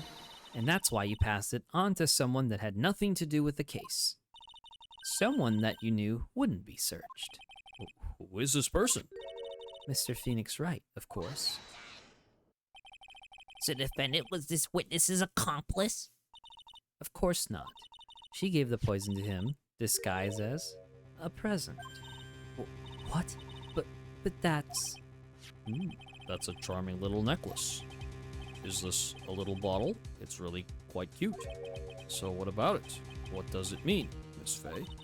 The day that the witness met and fell for Mr. Phoenix Wright was 8 months ago, August 27th, the very same day as the poisoning incident. Under the pretense of love, the witness gave my client a present.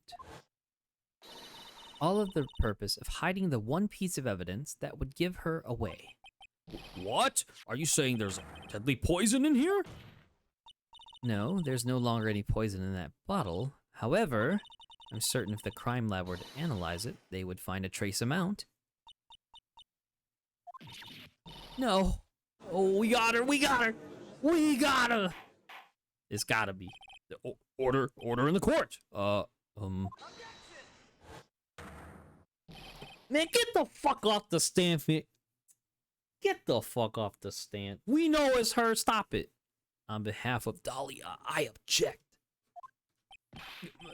Mr. Wright, control yourself. I wouldn't let you bully her like this. Mr. Wright, I thought I told you to stay in your seat. Mr. Wright, why? Why are you going through so much to protect her? Why? Because I'm madly in love with her.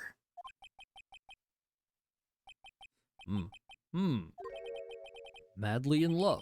I haven't heard anyone say that in a long time. Mr. Wright, have you ever thought about this? Why exactly would a woman like Dahlia Hawthorne want to date you anyway? Well, I guess she must be madly in love with me, too. Mr. Wright, please, open your eyes. At this point in the trial, I think it should be obvious to everyone. The real reason that Dahlia Hawthorne is dating you is... Dahlia Hawthorne was not and is not madly in love with you. The only thing she's after is that bottle necklace you love to wear around your neck. My necklace? Back there in the waiting room, you said it yourself. They don't allow building in court. I have no clue what you are. My eyes are open. Hello, Phoenix Wright. Phoenix Wright has graced the chat. Can you believe this, Keto? She's so shy. Every time I see her, she always says the same thing to me. I totally understand. What a strange girl asking for a present back like that. For Dahlia Hawthorne, that necklace is irrefutable evidence of her crime. That's why she absolutely had to get it back. You're lying. You never gave it back to her. And to make things worse for her, you insisted on showing it to everyone you met. That's why she... I don't believe you. No, that's a lie!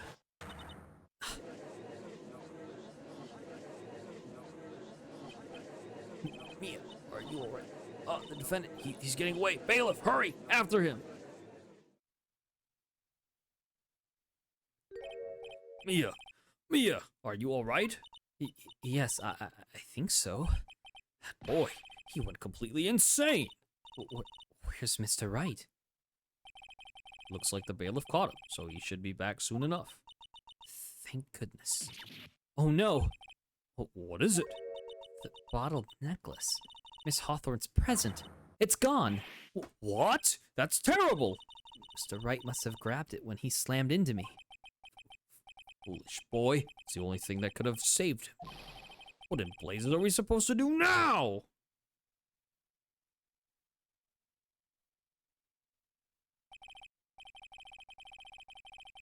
Mr. Wright, this sort of behavior is unprecedented in the history of this court. I'm sorry. I'm afraid that your apology is not enough. Mr. Wright, what did you do with the bottle necklace? Forgive me. I'm sorry. It's okay. Just give back the necklace. I ate it. You what?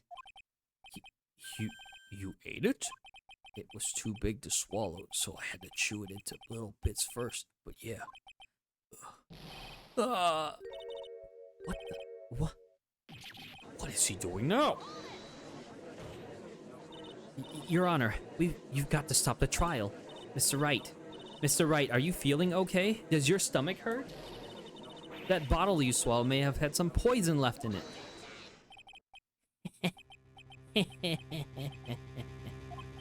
It seems the defendant has proven the prosecution's case for us. Clearly that bottle did not contain a deadly poison. How can you be so sure? I think that's obvious. As you can see, the defendant is still very much alive. As for the poison, more like a fledgling defense attorney's overreactive imagination. So it would seem.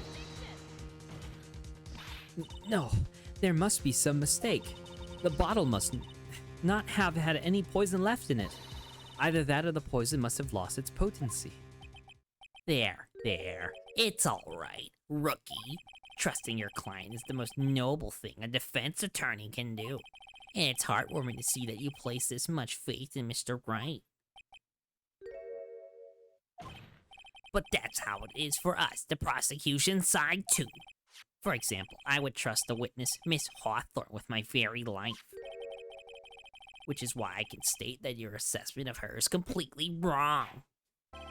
That's enough. Unfortunately, Miss Fay, I cannot accept your explanation of the events. But why? This may be impossible for a beginner like you to understand, but in a court of law, evidence is everything. Even after I prove so much, is she going to get away with everything? Well, now that the suspicion surrounding Miss Hawthorne has been cleared up, I would like to proceed with the trial. Mr. Wright. I'm sorry, Miss Fay. It totally slipped my mind. I'm really, really sorry. I know you believed in me, and I feel like I really let you down. Mr. Wright? What are you trying to say? There's something I forgot to tell you. What is it? That day, the day I met Doug Swallow.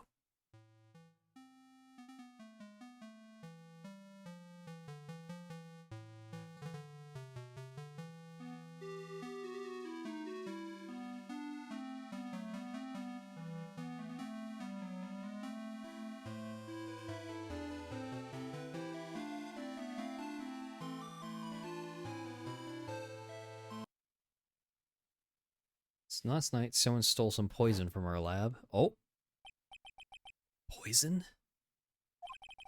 Same thing happened 8 months ago. A drug sample was stolen. She came to the lab that time too. It could only have been her. That girl is a thief. Stop it. Don't talk about her like that.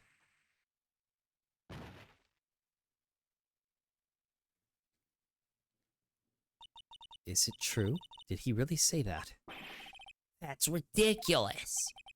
There's one more thing. They're pushing that day. Got worried and came back to have a look. She was there. Ollie was right there. She was crouched down next to him. What? She told me not to ever tell anyone about it, but I'm sorry, Dolly. Your Honor, the defendant is... Miss Faye, you tell them. Dolly didn't do it. She's innocent. So Dahlia stole poison 8 months ago too, huh? You put that together with Mr. Wright's testimony, then there's only one possible conclusion. The defense believes that Miss Dahlia Hawthorne stole some poison on the night before she killed Doug Swallow. The night before? Naturally, her motive for stealing it was to kill someone. Miss Faye. You're so certain of your theory, then let me ask you this. Mia, this is your last chance. Think carefully now. There's something that she desperately wanted to get back. Therefore, Gotta be Phoenix Wright. there was one person that was standing squarely in Miss Dahlia Hawthorne's way.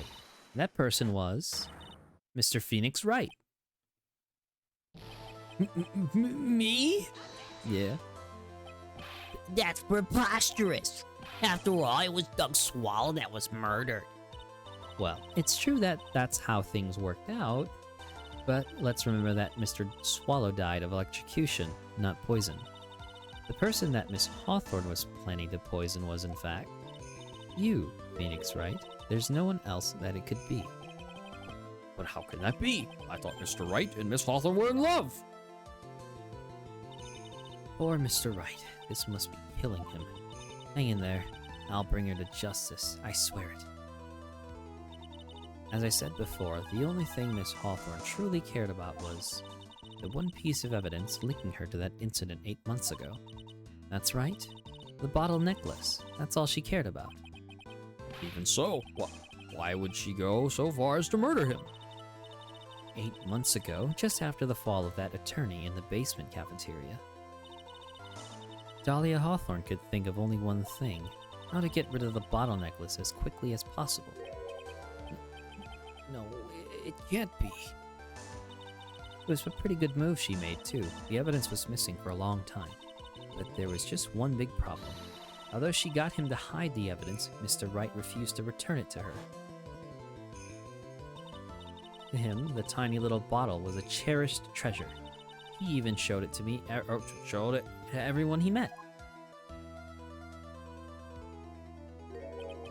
You mean that's why she tried to kill Mr. Wright? Correct, Your Honor. It was to retrieve that piece of evidence. That can't be true.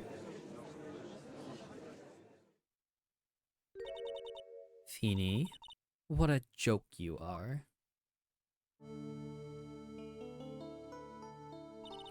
Honestly, how can any woman ever count on you for anything? I even told you, time and time again, to keep your trap shut about me and that necklace. You disgust me. Miss Hawthorne? It appears that we're nearing the end of this trial.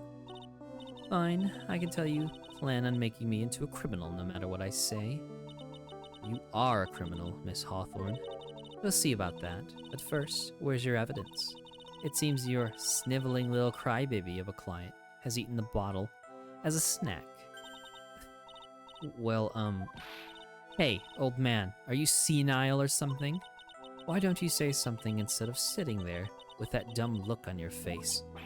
Miss Hawthorne, what's happened to you? Are you really that shocked? Or do you prefer me this way, Mr. Judge? With absolutely no proof, you treat a voluntary witness like she's a mass murderer. Well, I have nothing more to say. I'll be heading home now, if you don't mind. We're not finished. Fine, then ask this nasty old hag to finish up already. Ooh, that is a creepy face. I can't let her get away this time. Stop, Mia. If you keep on pushing without any evidence, you could pay the ultimate price as a lawyer. The ultimate price? You'd be forced to take off your attorney's badge forever, I'm afraid. No. You'd better think it over carefully, Miss Faye. Or should I say, Miss Gray? Well, Miss Faye, can you provide evidence that would establish her guilt once and for all? If I mess up here, my career as a lawyer is over. To be honest, at this point I don't have any evidence that's well-founded. Even so, I'd rather lose my attorney's badge than let her get away with murder. Your Honor, the defense would like to present proof. Impossible. You can't possibly. Stupid woman. It is the opinion of the court that there has already been enough discussion. Therefore, I will allow only one piece of evidence to be presented. Just one? You're unable to establish her guilt, and I'm afraid that a very harsh verdict will immediately be handed down on Mr. Wright. I understand, Your Honor. I can just imagine the headlines for tomorrow's newspaper. Up-and-coming lawyer plummets to earth before she gets the chance to soar. She was planning to poison Mr. Wright. If that's the case, then the poison was probably in there. Well then, Miss Fay, please present your evidence. Show to this court irrefutable proof that Miss Hawthorne was planning to poison Mr. Wright.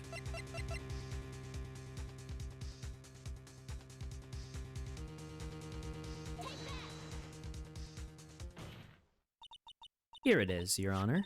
The evidence that will prove her guilt once and for all. Cold Killer X, Phoenix Wright's beloved cold medicine. Does our rookie defense attorney have a bit of a cold? If I did, I still wouldn't take this cold medicine. After all, it's been poisoned.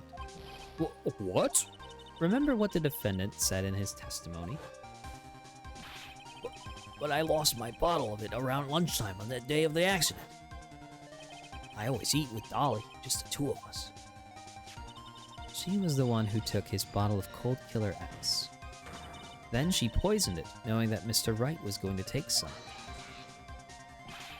Now you're really grasping at straws. After all, it was the victim, Doug Swallow, that was holding the medicine. I would like the court to recall the crime that happened here 8 months ago. Where did Miss Hawthorne hide the evidence? What are you talking about? 8 months ago, the poison was hidden in her bottle necklace, which she then gave to someone else for safekeeping. Someone she had accidentally run into in the reading room. My client, Mr. Phoenix Wright. Yes, that's right. She did the same thing this time as well. After shoving the victim, Mr. Phoenix Wright left the scene of the crime. That is when the murderer, Dahlia Hawthorne, appeared. With her, she was carrying the poisoned bottle of Cold Killer X. This, of course, was so she could carry out her plan to murder Mr. Wright. I believe she did testify that she was going to meet with the defendant. Yes, and she heard and saw everything that happened at the scene of the crime, including what the defendant and victim were arguing about in the cut electrical cable. That's when she realized I can't allow Doug Swallow to live. Ooh. She used the severed electrical cable to silence him forever. Unfortunately for her, this is when the problem occurred. Mr. Wright, who she thought had left the scene, came back to check on the victim. And on top of that, because of the power outage, some students showed up as well. It's hardly any wonder that she was, as she put it, in a state of panic. Recall that she was carrying that bottle of poisoned cold medicine. She must have thought, what if they searched me like they did 8 months ago? 8 months ago? Yes, she disposed of the evidence exactly the same way as she did back then. She had someone else hold it, in this case, Doug Swallow.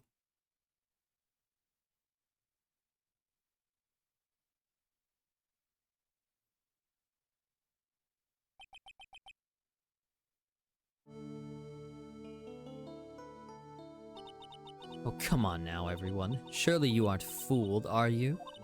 This stupid woman, she's nothing but a filthy, stinking liar. Right, Mr. Prosecutor? Huh?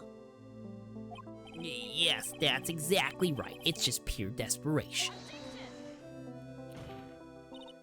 I wonder which one of us is the desperate one. So, Miss Hawthorne, this cold medicine, I wonder if you wouldn't mind taking some. Well, Mr. Wright ate the necklace of yours, right? Now it's your turn to prove your innocence. What do you say? If I'm just a filthy, stinking liar, then there's no need to worry. So come on, Show us. I dare you to take some of this medicine right now. Oh, she going crazy. Oh my god.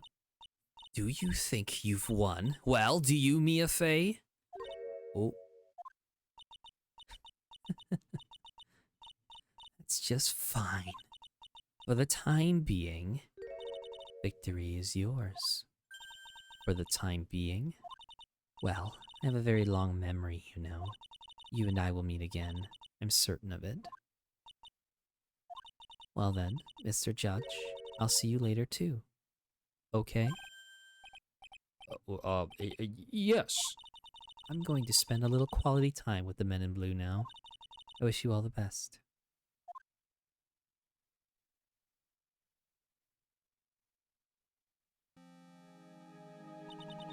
Whew. It's finally all over.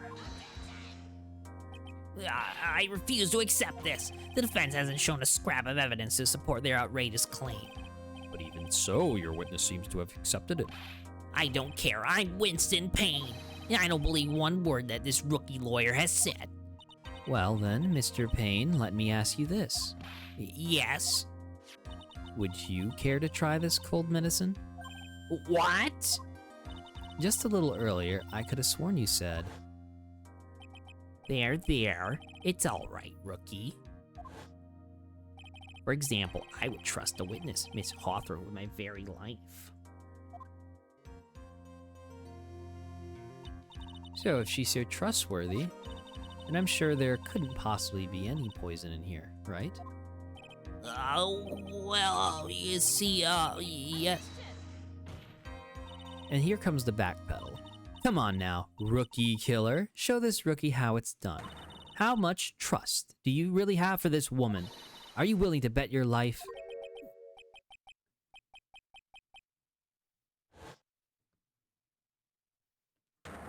Oh my god. His hair gone, bro. Damn, bro.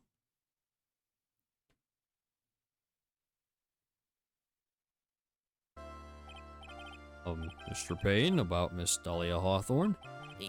Yes, Your Honor. I'll file papers for immediate arrest. Tragic, but not surprising. I knew there was something suspicious about her from the very beginning. Don't lie, just admit you were wrong. By the way, Miss Fey, Yes, Your Honor? was it just me, or did you and Miss Dahlia Hawthorne seem to know each other? Your Honor, whether we did or not has no bearing on this case. Very well. Mr. Payne? This can't be happening. It's a nightmare. It's like losing my daughter. It appears Mr. Payne has lost his spirit along with his hair. Does the defendant have anything further to say? It can't be true. My dear Dolly. Very well, then. I believe I'm ready to pass judgment and bring this trial to an end. The court defines the defendant Phoenix Wright. Not guilty. We won.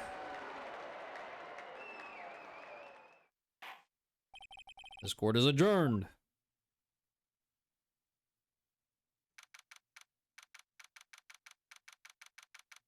April 11th, 3:16 p.m. District Court, Defendant Lobby Number 3. Mia, you were wonderful in there. Thank you for everything, Mr. Grossberg. During the verdict, I thought my hemorrhoids were going to explode like Mount Vesuvius. Vesuvius. Sorry. Mr. Grossberg, do you maybe think you could stop talking about them? That's rather rude. Anyway, this case really made me think. What does it really mean to have a relationship of mutual trust with the client? Perhaps it is we veteran lawyers who have lost sight of this. Oh, Mr. Wright, congratulations. Thanks. No, I was thinking. Go on. The Dolly that I saw up there on the witness stand, I don't think that was really her. What? Yeah, the Dolly I knew could never have said those kind of terrible things. Maybe she was like, I don't know, a fake or something. Boy, this poor kid still hasn't got a clue. You need to forget about her, Mr. Wright, for your own sake. Also, you need to relax a bit more. Try to grow up a little more. Or try to grow up a little. Maya gets away with murder. What do you mean, Maya? Maya didn't do no murder. Stop this.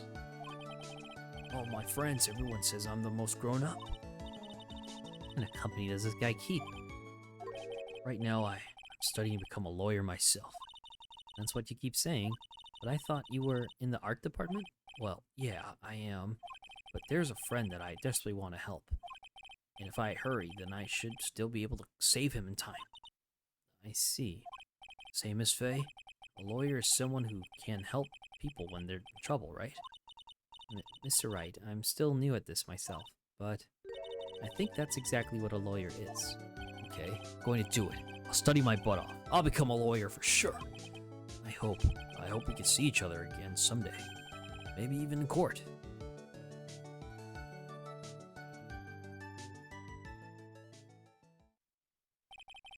It's been 5 years since I was acquitted of all charges. I became a lawyer like I planned and managed to save my friend.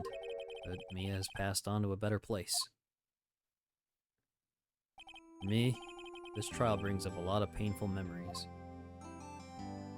But it also brings up some very precious ones. Memories that I thought would never rise to the surface again. Mia is gone now, but even so, I can hear her in my mind. Phoenix, no matter what, always believe in your client. In a court of law, your greatest weapon is your belief. 5 long years. Something has happened that's made me think back to her words of wisdom, but that is a story for another day.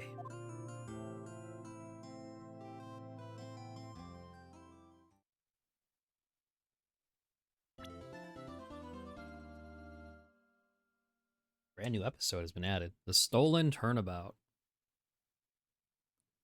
Yo, who that dude though? He looking dapper.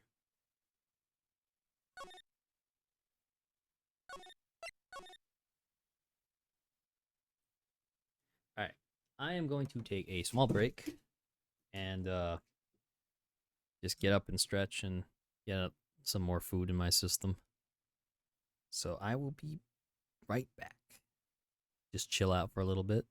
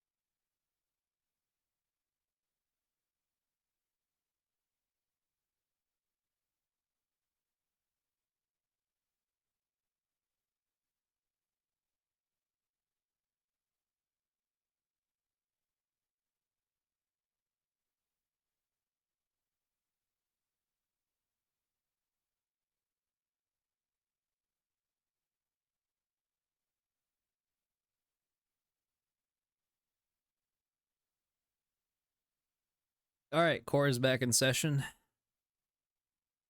I had some turkey pastrami and some cheese curds. That's as best as I could manage because the bread is frozen. There's no way I can heat it up in time. Anyways, we're going to continue episode 2, The Stolen Turnabout. Time is 1 a.m.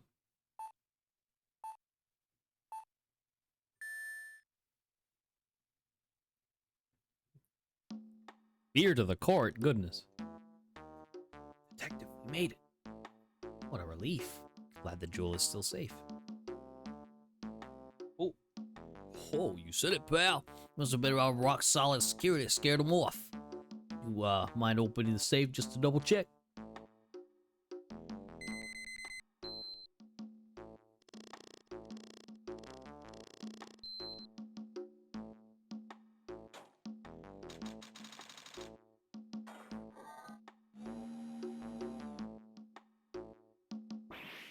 Ah, we've been had.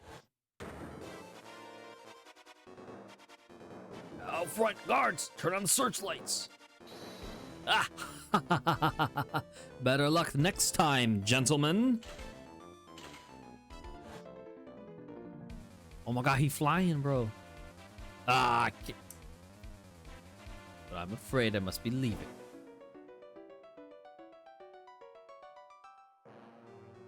We shall meet again when the next moon is full.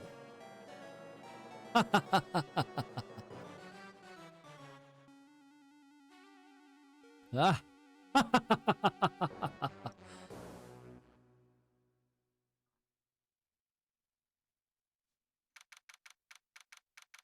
Mask DeMasque. Is that how we're supposed to pronounce that? Hold on. We got October 11th, 3:24 p.m. Wright and Cola offices. Hey Nick, get a load of this. Hey, are you listening to me? You can clean the toilet later. This is important. What are you freaking out about now? Today will be the last time you talk to me that way. Huh? We're about to hit the big time. Big time? And what do you mean by we? You don't mean you and me are. Ha! Don't be silly. I'm talking about me and Pearly, of course. Hello. It's a pleasure to see you again, Mr. Nick. Pearls, you haven't changed a bit. Wait, what are you doing here anyway? Haven't you heard, Mr. Nick? Here, take a look at this. What's this? Some kind of poster?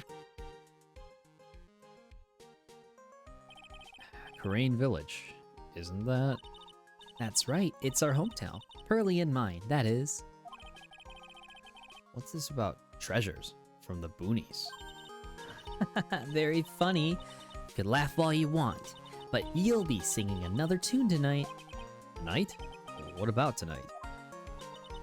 Treasures of Korean exhibit doesn't actually start until next week, but the promoter sent us some special VIP entry passes. That's why I dressed up extra special today. What do you think, Nick? Same Maya, different day. This young lady here is Maya Fey, the younger sister of Mia Fey, my friend and mentor. First met her 2 years ago. I was working on the case surrounding Mia's death, and ever since then... I've been the one who's been keeping this law office afloat from behind the scenes. Actually, that's just a cover for her true identity. In reality, she's a spirit medium, and a bit of a shady character. Hey, who are you calling shady? And this little girl is Pearl Fey, but I usually call her Pearls.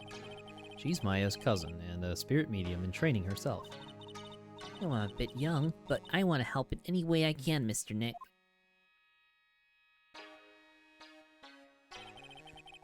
Korean Village is the home of the mysterious Korean channeling technique, and Maya here is the daughter of the Korean School of Channeling's master.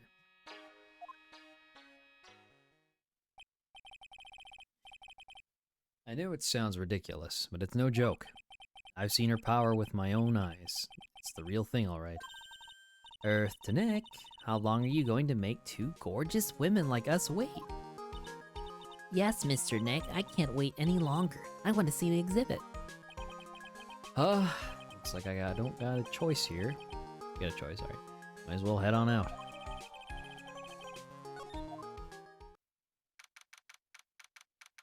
October 11th, 7:18 p.m. Lordly Taylor, main exhibit hall. Lordly Taylor, the city's fanciest and most expensive department store. Treasure exhibition, or exhibit, huh? I have to admit, I'm pretty impressed.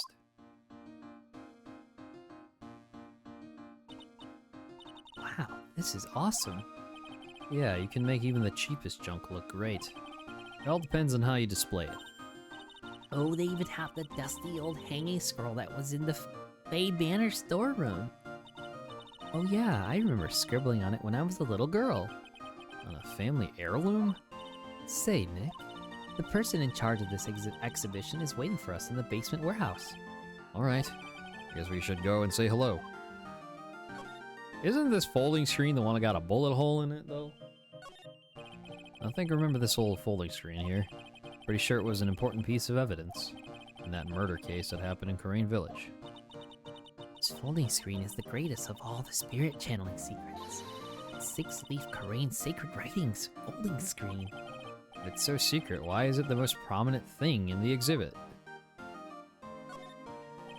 They're just a bunch of old urns. Are these really treasures, too? Of course they are. This is a treasure exhibit, isn't it? Well, yeah, I guess so. So all it takes to be a treasure is age? No wonder nobody likes museums. Did you hear that, Primus? Apparently you're a treasure. Ding ding ding. Oh, Mystic Maya, look, I can't believe it. It's so cute. It's a little diorama of Korean Village. Yeah, look at that. But somehow, it seems to reek of dreariness. Oh, Mystic Maya, it's your house. It even says Faye Manor on it. Primus belongs in a museum. Yo, that's... oh, God. Oh, jeez. Yikes, you're right. I kind of want to add the famous in front of it. Don't do it, Maya. They might get mad. What's with this big cushion? It's just lying around with nothing on it. Hello, Maddie.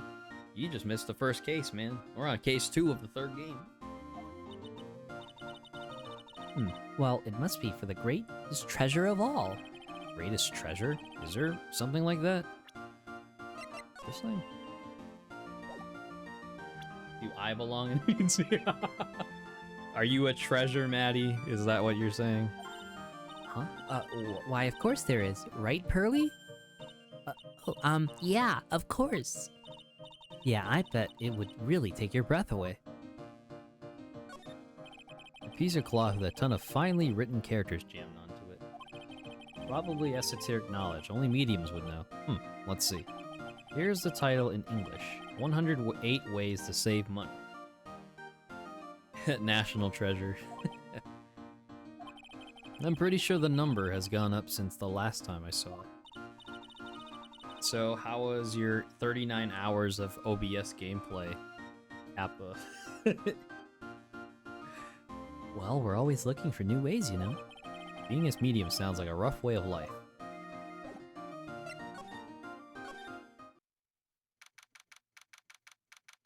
October 11th, Lordly Taylor, basement warehouse. Yep, this is a basement warehouse, alright. This place is scary. I feel like a monster could jump out at any time. Don't be scared, Pearly. I'll protect you. Oh, Mr. Wright. Ah, a monster! You were right! Huh? A monster? Good evening. It's good to see you again. I know you. Nice to see you again too, little miss. Hello. Is she a friend of yours, Nick? And how do you know her, Pearly? I have to keep OBS on to hear my capture card audio. I'm so annoyed how to get rid of it. Oh, Sag. Nice to meet you. I'm Adrian Andrews. I'm in charge of the promotion and planning for this treasure exhibit. I'm also responsible for the security arrangements. Oh, nice to meet you. Adrian sure has changed since we last met. So, this is the warehouse. The really valuable exhibit items are still stored away in here. Really has been a long time, hasn't it, Mr. Wright? Nick, what's going on? Who is this woman? Why are you freaking out on me? What? I just thought it'd be more dramatic if I got all worked up, that's all. Mystic Maya, you shouldn't let him off the hook so easily. Please, Maya, don't say anything that'll needle pearls further. Mr. Wright was there for me when I really needed help. It was something that happened 7 months ago. 7 months? Okay, so the game Justice for All, in that particular case, 7 months ago. Damn. I'm glad she's gotten better. It's all a cover-up to keep Jerica from knowing I'm playing DQ 11. Dairy Queen 11? Word. You remember, don't you? The Nickel Samurai case? Not really. I was stuck in a dark wine cellar. Did that escape your memory, Nick? After that, I quit being a manager and started this job. Wow, that's tough. I'm sorry, Miss Andrews, if it wasn't for us. No, don't say that. I'm glad the whole thing happened. Thanks to you and everyone else that was involved, I was able to change my whole life. I really am grateful. Whew, that's a relief. I'm really impressed, Miss Andrews. Handling a huge exhibition like this must be very tiring. Well, Loreley Taylor is celebrating their 200th anniversary this year. The works on display in the main exhibition hall are worthy of the finest museums. Woohoo! Did you hear that, Pearly? The finest museums! Yes, I did. That's really wonderful. So this basement warehouse is pretty well protected, huh? Of course it is. After all, there are some priceless treasures here. The security guards are all very highly trained as well. That sounds good. So what is with that face she's making? I wanted to do something nice for you and your friends, Mr. Wright. So that's why you arranged this exhibit? I knew that Karain Village was the hometown of your assistant, Maya. I thought it would be great to let the rest of the world know about it too. But that's not exactly thanking me, per se, is it? Maybe, but who'd want to see an exhibit on the treasures of Phoenix Wright? I guess I can't argue with that one. The Treasures of Keto, featuring Maddie Rossfield. Salmon. It's a security camera. It's trained on the warehouse door. It's set up to take a picture of anyone that enters or exits the door. An ounce of prevention is worth a pound of cure, they say. Say burr. Say burr.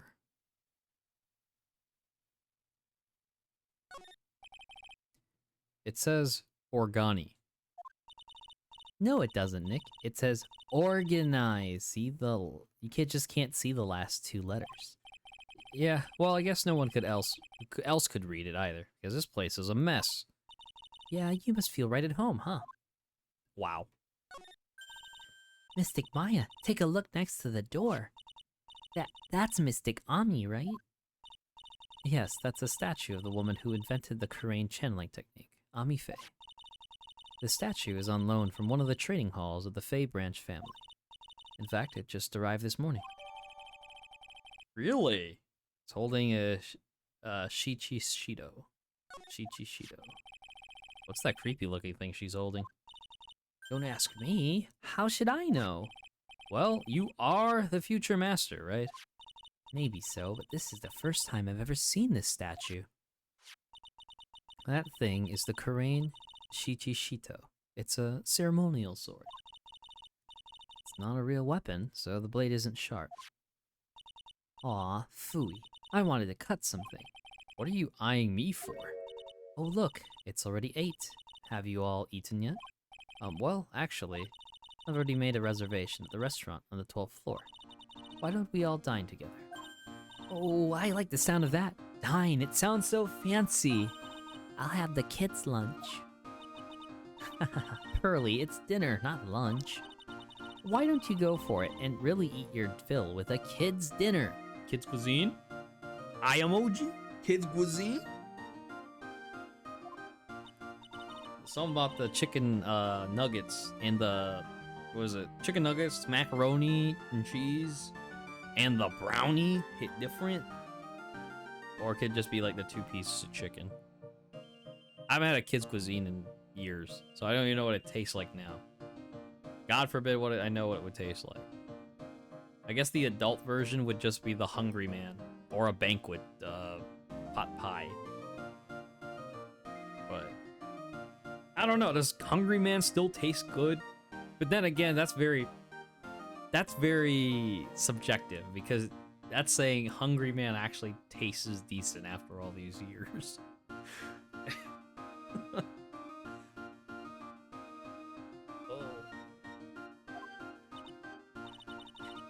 Shall we head upstairs then? After that pleasant evening, all that remained was to wait for the exhibition's opening. It was wonderful seeing Miss Andrews looking so happy. None of us could have imagined the very next day something terrible would happen.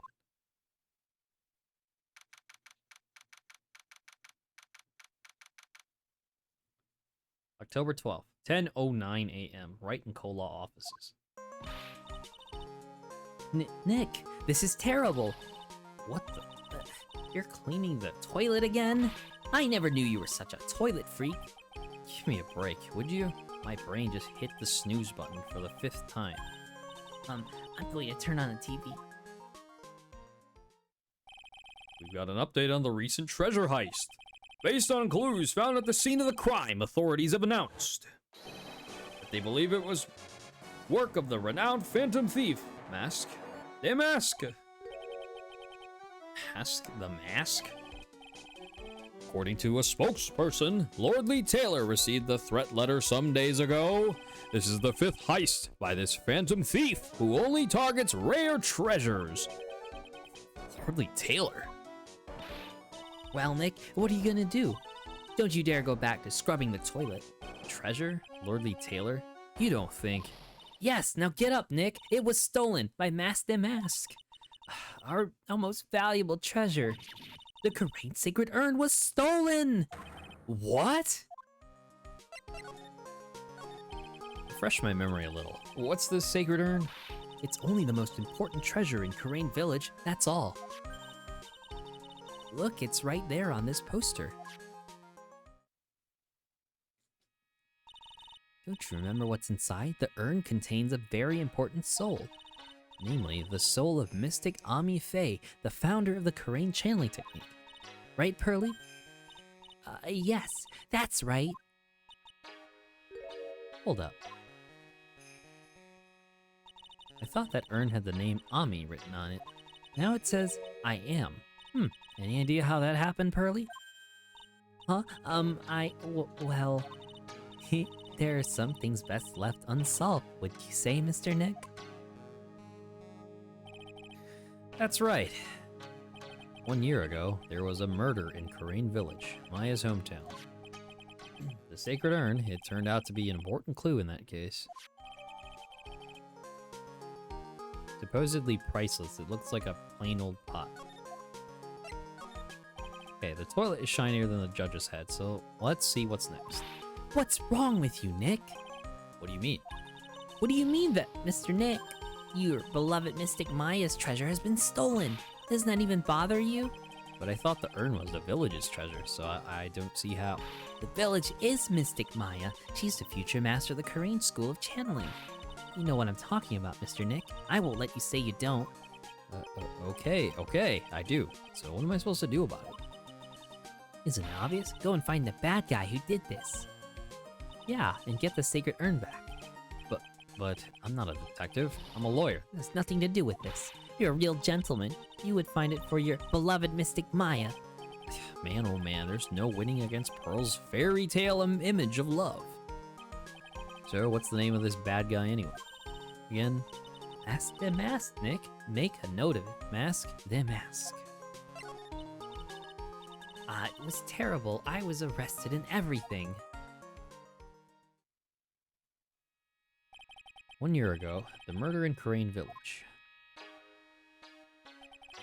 Man was killed during one of Maya's spirit channelings. And this urn wound up being the key piece of evidence that proved her innocence. Mr. Dick, would you mind not telling Mystic Maya about that? You promised, remember? You said you wouldn't tell anyone I broke the urn.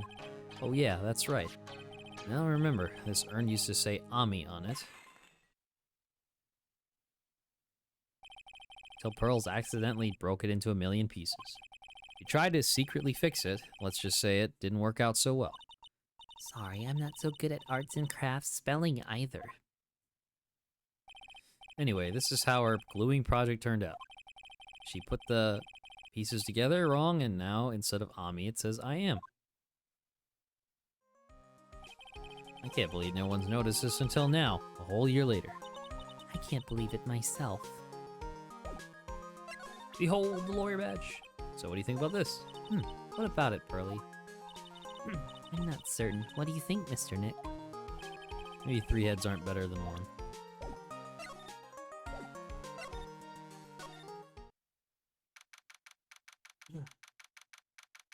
October 12th, Lord Lee Taylor, Main Exhibition Hall. Right, let's see if we can find some clues that might lead us to the bad guy. It doesn't look like anything has been disturbed.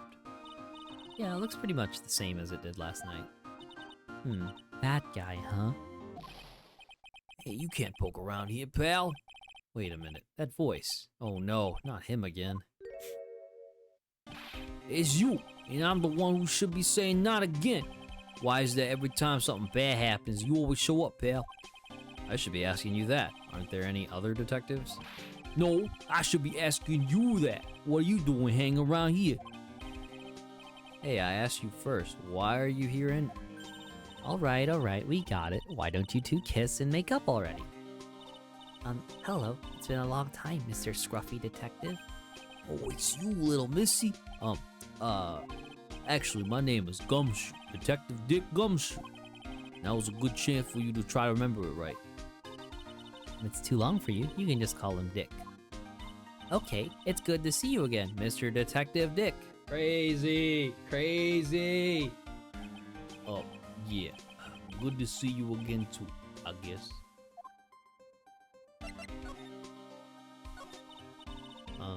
Mr. Detective Dick, can you tell us about what happened?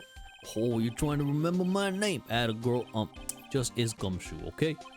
Anyway, the thief stole something called the Sacred Urn. I know about that. Oh, well, the criminal's name is Mask DeMasque. I know about that, too. Detective, can't you tell us something other than that? Well, I guess I sort of kind of owe you guys, in a way. Crime occurred last night around 1:30 in the morning. How exactly do you know that? We got an emergency phone call from a guard at the scene of the crime, pal. He said the urn was just stolen.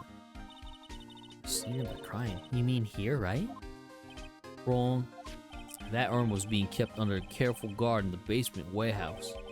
Basement warehouse, huh? So who's guarding the basement warehouse? That guy. It's all his fault that the thief got away, pal. He solves one case and gets a swelled head, thinking that he's an ace detective. Ace Detective?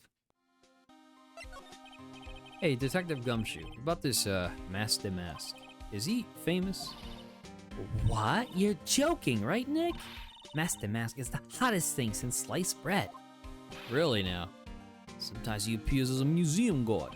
Sometimes he appears as a big brown bear known to surprise unsuspecting victims. Underneath those disguises is the true Mask DeMasque. So he's some kind of master of disguise, huh? And he only goes after the finest works of art, pal. Last night was his 5th heist. If Lord Lee Taylor had only cooperated, I could have caught him this time. What? Then you knew he was planning on stealing the secret urn? Of course I did. The guy's always sending his calling card before he steals something. Calling card, huh? They mentioned that on TV. So why do you call him an ace detective anyway? That's what he calls himself, pal. I didn't make it up.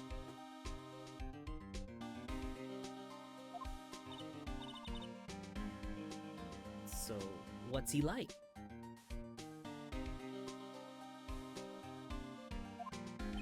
Well, like I told you, Mask DeMasque has made 5 heists so far. On the fourth heist, Mr. Ace Detective managed to get the stolen treasure back. Wow, that is impressive. All by himself? Yeah, I gotta admit, pal, maybe he really is as good as he says. Every time a thief sends one of his calling cards, we send our men on a stakeout. None of us has ever gotten so much as a glimpse of the guy. But Mr. Ace Detective was able to retrieve the stolen treasure from the thief. Anyway, he's at the scene of crime right now, looking for clues. He's down in the basement warehouse, huh? So what's his calling card? Here it is. Don't show it to anyone. It's top secret, okay, pal? What's this mark on the front?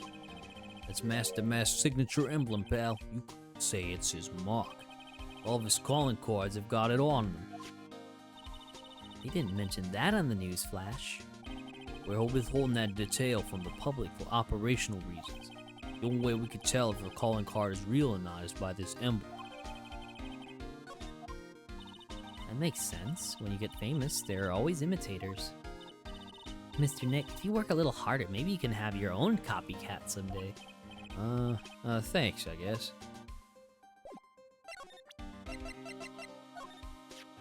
Remember, don't tell anyone about that emblem, okay, pal? Does the thief ever send these to the police? No, always to the victims. Up until now, the victims have always come to us looking for help, though. That's not what happened this time, you mean? Got that right, pal. Listen up. If you guys ever get one of these calling cards, I want you to come to us right away. Got me? Yeah, sure. To be honest, pal, there's something that bugs me. What's that? All the other items that were stolen by Mask DeMasque were the ones that even I had heard of. They were all world-famous treasures.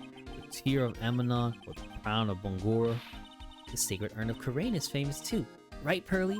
Of course, everyone in Karain Village knows about it. Sounds like we've got an unpredictable thief on our hands.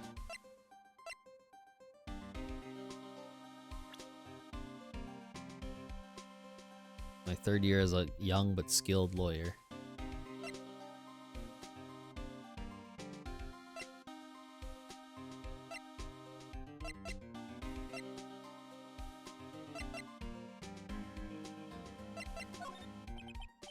What about this person? Sorry, pal. I didn't get much sleep last night. My brain's not really working right. No, I don't think sleep would really fix the problem.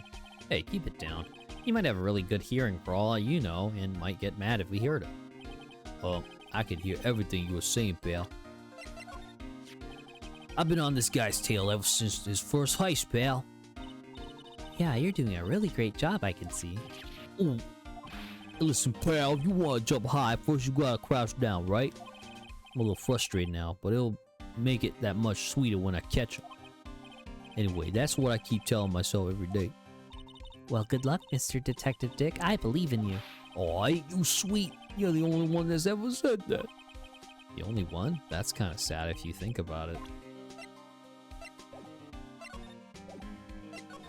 Alright, to the basement warehouse. October 12th, Lord Lee Taylor, basement warehouse. No matter how many times we come here, this place always gives me the chills. It's probably because it's air conditioned to protect the art pieces, you know? Welcome to my private little banquet of chaos. What the heck does that mean? I'm afraid I have very little to offer, but please make yourself at home. Who are you anyway? Shh, silence.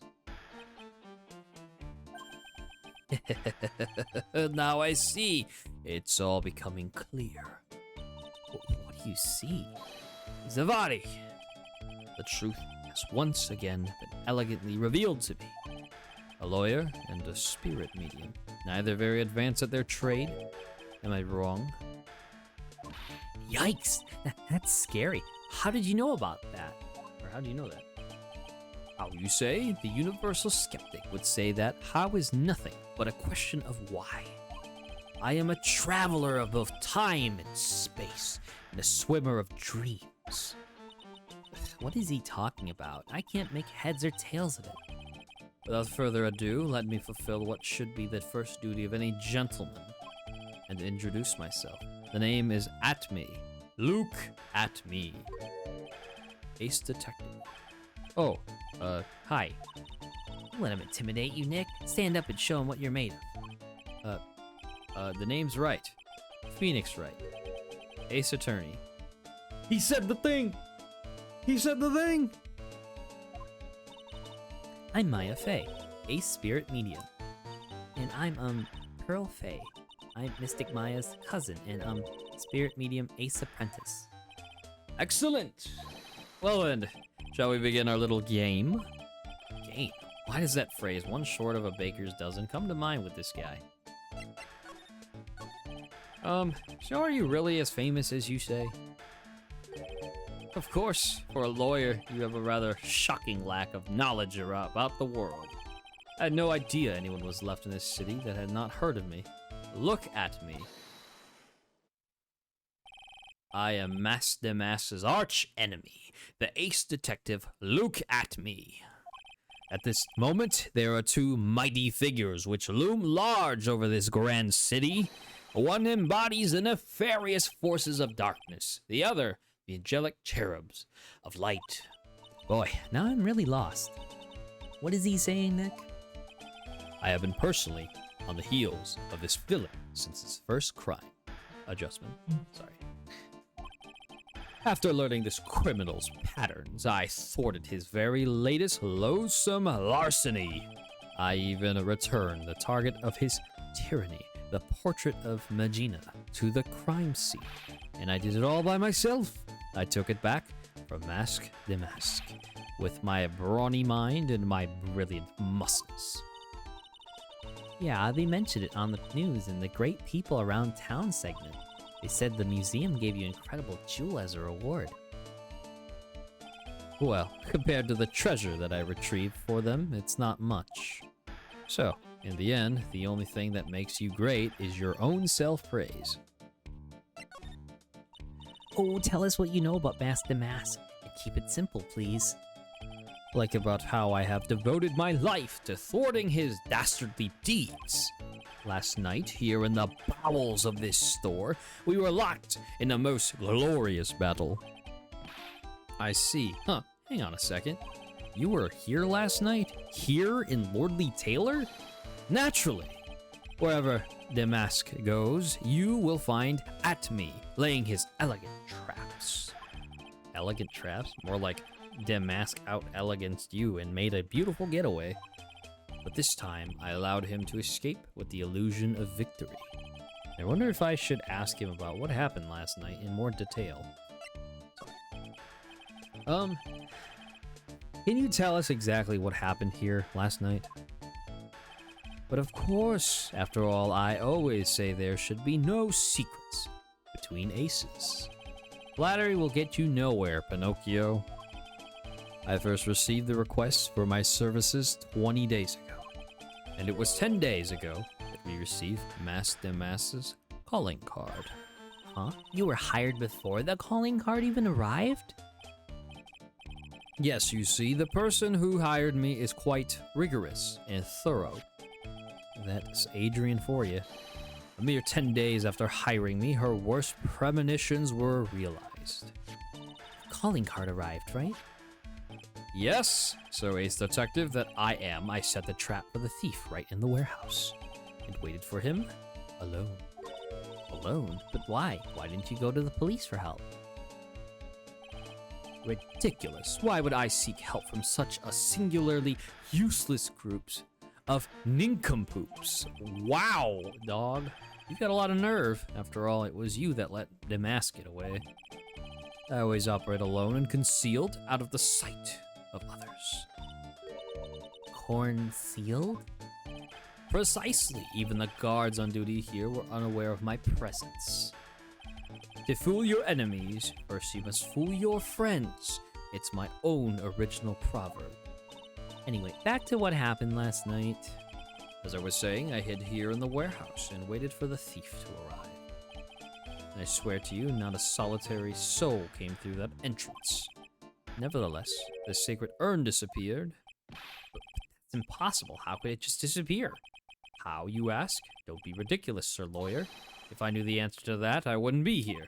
For someone who seriously messed up his own stakeout, he's rather full of himself. So you're saying that even though On One came through those doors last night, our precious urn still somehow vanished from under your nose? That's just not possible.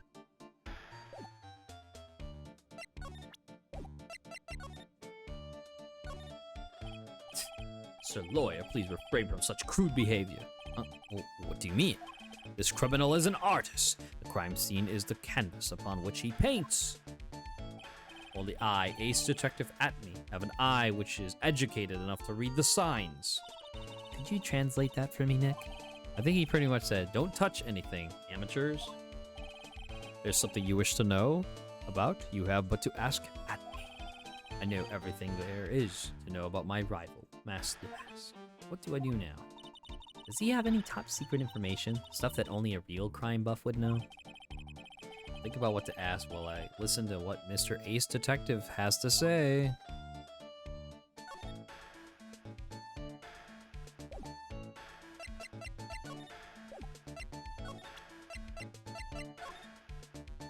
Do not fear, young lady. I promise I shall retrieve your urn. Thank you, Detective Atme. I'm counting on you. The final round between Detective Luke Atme and Mask DeMasque is set to begin. Still, there's something funny about this guy. Yeah, but don't forget, he managed to retrieve the treasure from the last heist. Yes, I even have a video that details my role in the whole affair. I recorded it directly from the news on TV. Did I interest you in a copy? No thanks.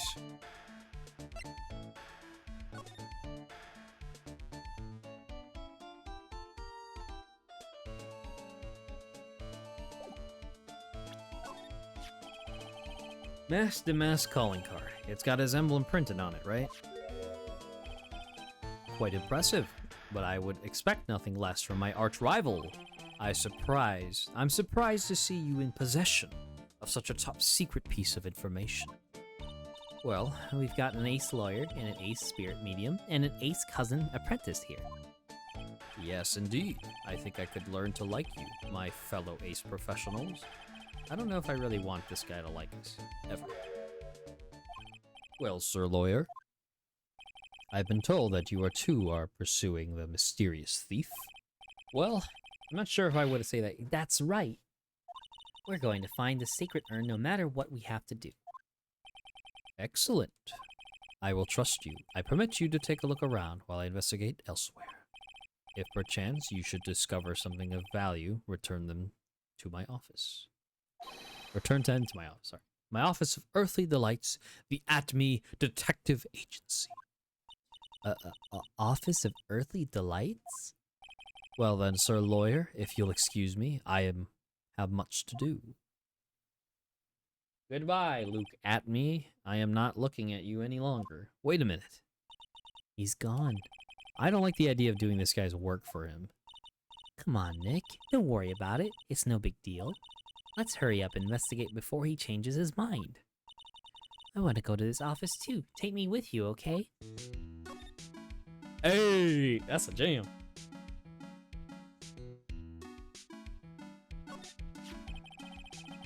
That pathetic looking wooden box. Ah, that's the box that had the sacred urn in it. Don't touch it. There may be clues to the thief's identity on there. Ugh, I worked so hard to make that box. Huh? You made that poor excuse for a box, Maya? What's that supposed to mean? That urn was always been on its stand in the winding way of Fey Manor, so there was no box suitable for it, Mr. Nick. And I was so proud of it. Poor Maya. Maybe it'd have been better if Mask DeMasque had taken the box too. Wow, this is awesome. What did Miss Andrews say it was called again? Shichishido. It's literally 7-branch sword in Japanese, or so says Miss Andrews. Whoa, it's pretty heavy. One hit 7 times the fun. Pretty catchy, huh? I bet it'd sell like the hotcakes. So like hotcakes. There's something about it. It bothers me. Wow, you're really firing on all cylinders today, Pearly. This sword, wasn't Mystic Ami holding it last night? Ah. And another thing, that sword wasn't meant last night like it is now. You're right. Oof, excuse me. Awesome, Pearly. I wouldn't expect any less from my little ace apprentice. The sword is bent, so that must mean last night someone used it somehow. Huh, I just thought of something. Maybe Detective Atney smashed Mask DeMasque with it. Like this. Youch! What the heck? What do you think, Pearly? I think it's even more bent than it was before. Oh man. My head, my hair!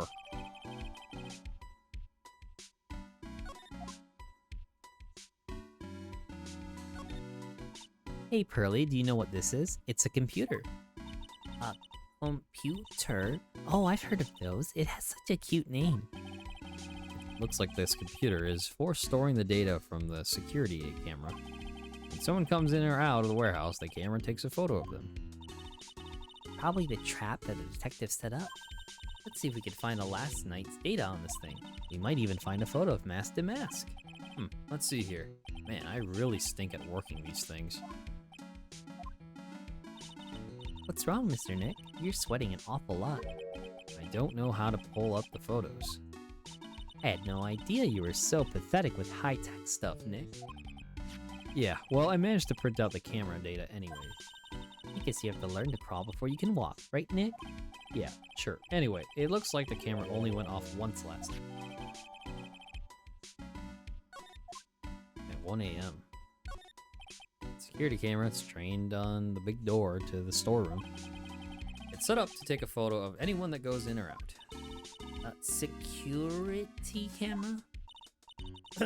Yeah, so go stand in front of that door and it'll snap your photo too, Pearly. Mystic Maya, do you think I should smile? Nah, it's for criminals, so I think you should make a really scary face. Like this. Oh, like this. Looks like a part of a big signboard. All I can read on it is the burr. Aha, I've got it. Maybe it's supposed to say hamburger. Why would anyone write hamburger that big? Like maybe for the World Hamburger Festival or something? Kinda doubt it. Huh, I got it. Maybe it said spaghetti. Why are you talking about food? That's normal for you. Anyway, it says burr. There's no way it could be spaghetti. Well, maybe it was a typo. It might have said Spaghetti Festival. What do you think? Okay, to me, besides, spaghetti is the only thing more tangled than your reason. Mr. Nick, what's that big door over there? It looks like it's the door to the actual storeroom. I can see lots of big boxes and stuff back there. Guess that's where they were keeping the sacred urn. Remember, Maya.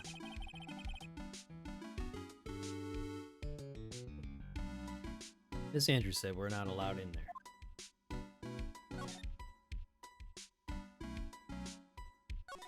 The statue of Mystic Ami is so cool. I want a gold statue of myself. We could put it in the office. Hey, it's right in code. How about a gold statue of me? Mr. Nick, I'm sorry, but I noticed something strange. Well, what is it, Burrows? The statue of Mystic Ami. Was this where it was last night? Pretty sure it was closer to the door. Yeah, I think you're right. Great job, Pearly. I wouldn't expect anything less from my ace cousin. So the statue was moved on the night of the crime.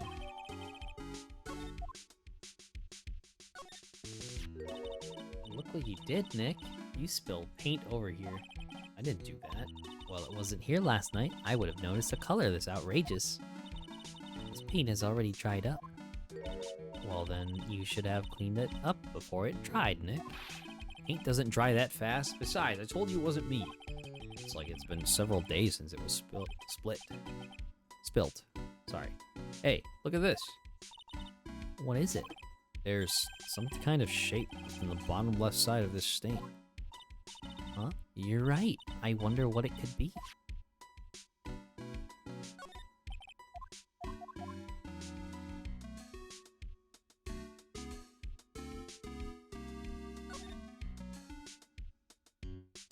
bum, bum, bum, dun, dun.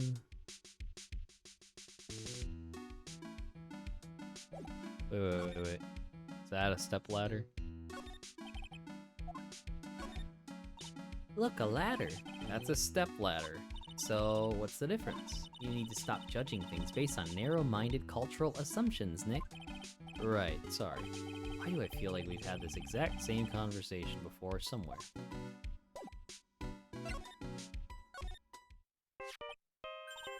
Hey, Nick, your cell phone's ringing. Hello, Phoenix Wright here. Ho ho ho ho ho ho ho ho! It's me, Gumshoe. Gumshoe? What is it? What's so funny? I'll tell you what's funny, pal. I finally beat him. I beat Mr. Ace Detective. Finally, this underdog is the alpha dog today. That stuck-up detective's met his match. Yup, I finally caught him. Lock, stock, and barrel. There's no escape for him. You caught him? Are you saying... You captured Mask DeMasque? Bingo! Well, actually, he surrendered. But I still got him. Mask DeMasque surrendered? That's great. So can we pick up the sacred urn? Well, you see, I was gonna tell you... What? Something wrong? You think you can swing by the detention center sometime? The detention center? He wants to talk to you. Mask DeMasque, that is.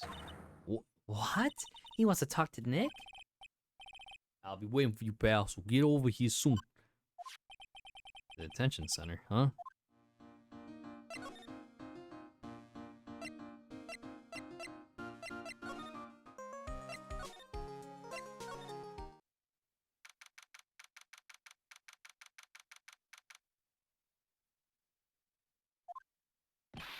Hey, pal, welcome to the detention center. You're sure in a happy mood, aren't you?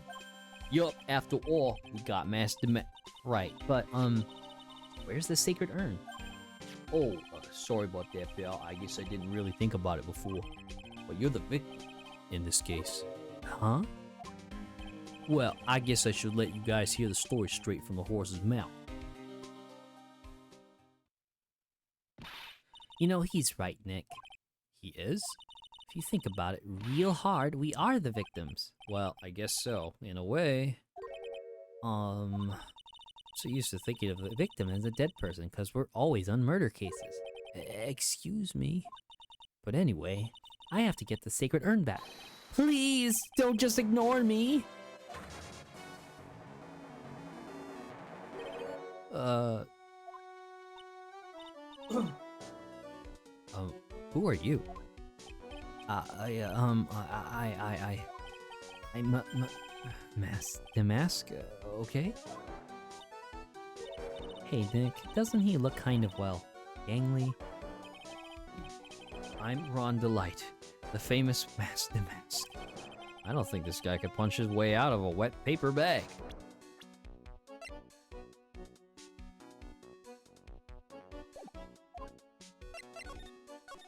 So, you're the Mask, DeMasque? Yes, you bet. No, that's wrong.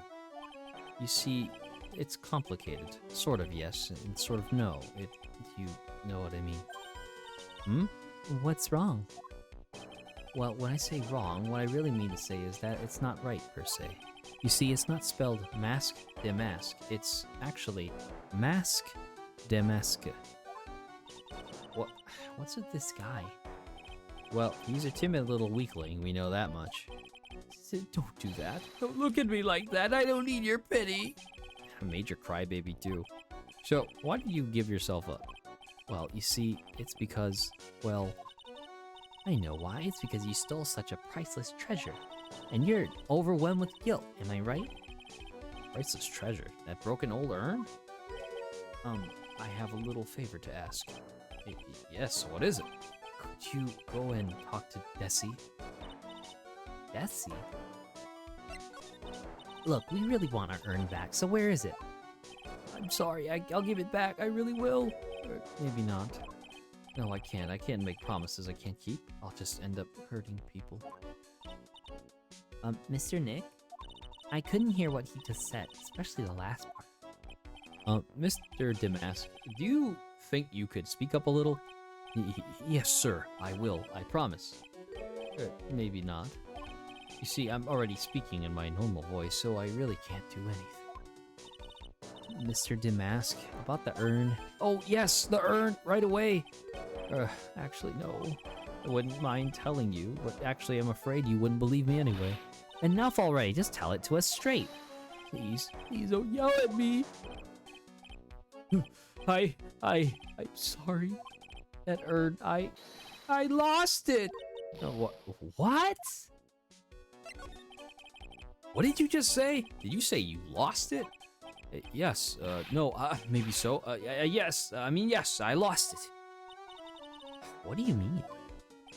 Well, you know, I lost it, like I said, these things just happen. You're on the train and you get distracted and you forget your bag, you know? What? You forgot our sacred urn on a train? Wait a minute, you went on a train dressed like that? No, I was just speaking hypothetically, that's all. Anyway, I'm sorry, I just lost it somewhere, I don't know where. This guy's story is more surreal than a Dali painting. Are you really sure this creep is Mask DeMasque? Maya, don't call him a creep. Although I do have to admit it, I understand your doubts about this guy. So who is this Desi person? Please don't talk about my wife like that! I guess she must be his wife. I'm sorry, the truth is, it was my wife that told me to have you all come here. Do you think you could go and visit her at my hideout? Hideout? Mr. Nick, what does he mean by hideout? Oh, sorry. Naturally, I meant to say my secret base. Secret base? Well, my apartment, actually. Palazzo Pelpe. Pelpepe. Sorry, 3rd floor. Let's go have a look, Nick. DeMasque's hideout. Something tells me she just likes the sound of the word hideout.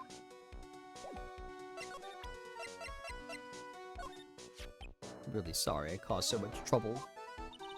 If you're so sorry, then you shouldn't have stolen it in the first place. But the only thing I did wrong was lose it. Or, that's not right. I was wrong either way.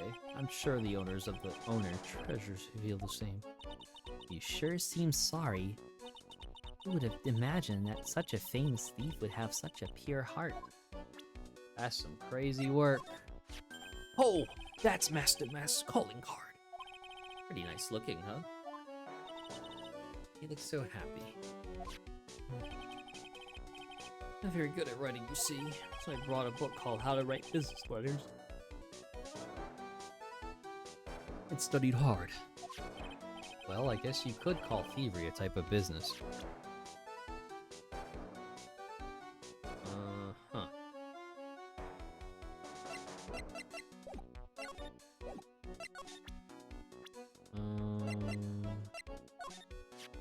Ever since I was a little boy, I've always been interested in mysterious masked men. So that's what you wanted to be when you grew up? Yes. No, sort of, but not exactly. I never imagined I'd feel as bad as I do now about the treasures being stolen. People sure can be complicated, can't they?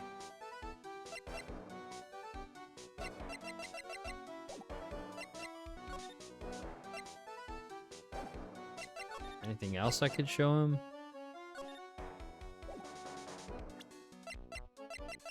What do you think about this? I don't really think I can help you with that. Or, no, that's not it. Well, the thing is, I don't really know if I can say one way or the other. I didn't really catch that. No worry, you didn't miss anything.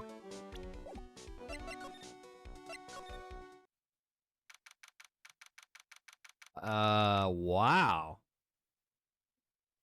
Mask DeMasque hideout. Wow, check this place out. No doubt about it. This is Mask DeMasque's hideout, all right. Who is it?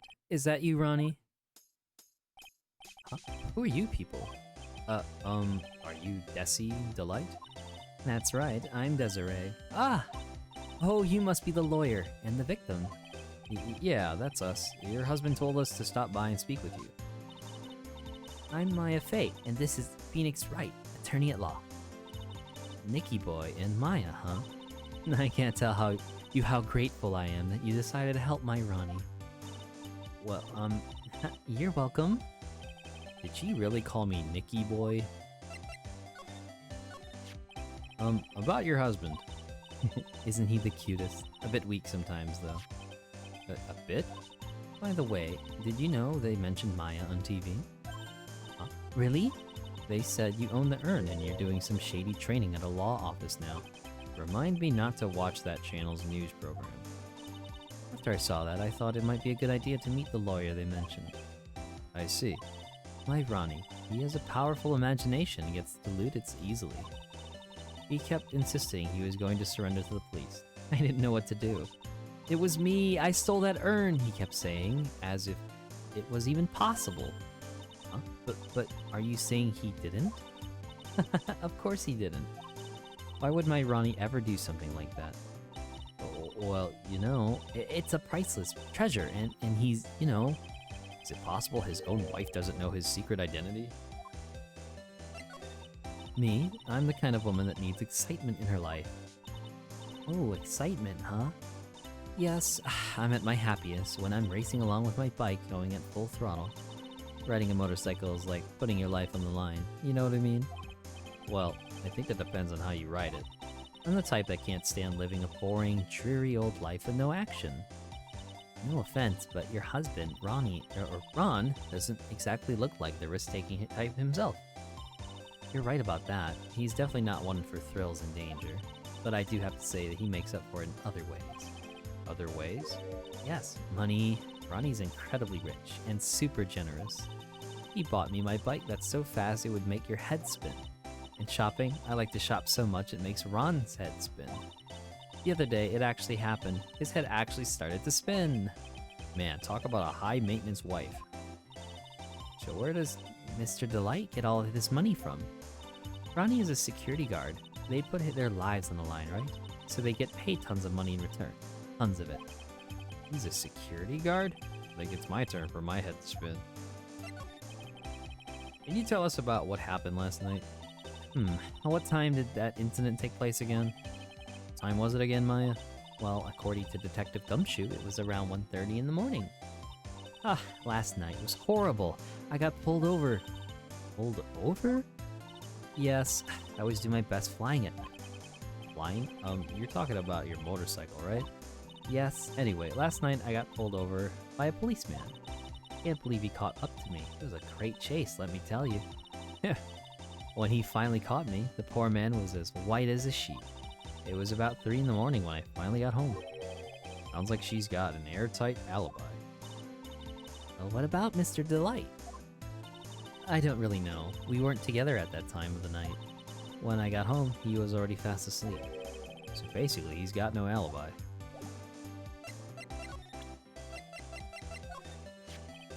So what do you know about this? No, you can't show her that, Nick. That emblem is top secret, don't you remember? Oops, sorry about that. The way she just said top secret was a worse giveaway than I did. Ooh, when I hear the word top secret, it just cues my interest like nothing else. Oh, that's so mysterious looking. I love old stuff like this. Really? That's one of our most treasured possessions. There's going to be a whole exhibit at Lordly Taylor with these type of things. Maya looks so happy, she's lit up like a 1,000 watt bulb. Terrific. You can count on Ronnie and me to be there. Sounds like fun. Yeah. Oops, looks like that light bulb is starting to flicker.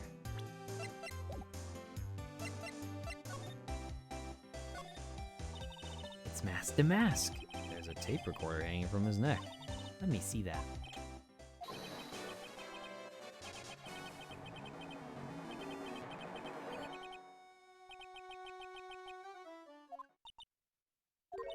I don't get it. What's this supposed to be, Nick? Oh, wait a minute. Ah, it's anchored down. Ah, okay. I see. Nick, it's a torpedo. It's hard to believe, but it sure looks real. Where could he have picked up something like this? Please don't say that. Torpedoes are things people just leave lying around. There are a bunch of books lying here. They're all romantic-sounding novels about famous heists and fantastic thieves. Wow, look at all the bookmarks, the notes stuck into them. Let's see here.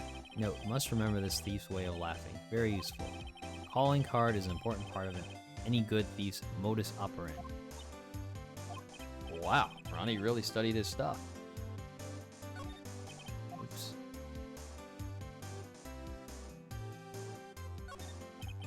It's a bunch of cheap costume pieces arranged inside a nice frame. Oh, look, Nick, it's a fake beard.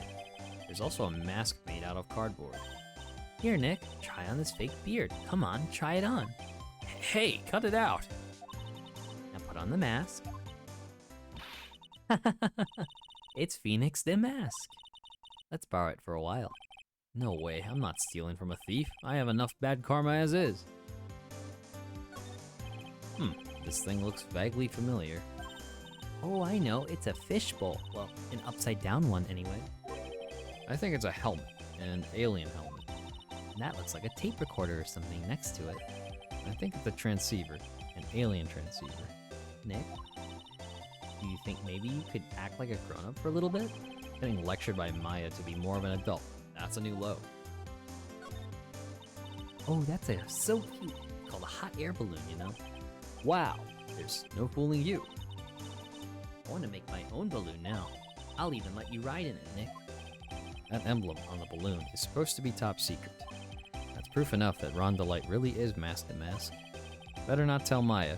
She gets kinda scary when it comes to celebrities. There's a whole bunch of stuff piled over here. Fucking cover. It's a missile. Did you know there's dynamite in missiles? But they're not heavy enough to be real. Oh wait, they're just well-made, really well-made toys. What are these rolls of paper stuck in the trash can? Theft of Marzarine Stone, the Great Albatross Strategy. Theft of the Immortal Goddess Statue, the Great Knuckle Bomber Strategy. The police even investigate this place? Hey Nick, look at the top of the chair. Looks like an envelope and a letter. Well, don't just stand there. Come on, let's read it. Maya, you know we shouldn't do that. What are you talking about? That letter could be an important clue. No way. You can't just go reading a private letter because you feel like it. It's not just because I feel like it. It really could be important. Oh, sure, it was a clue. I guess I wouldn't mind.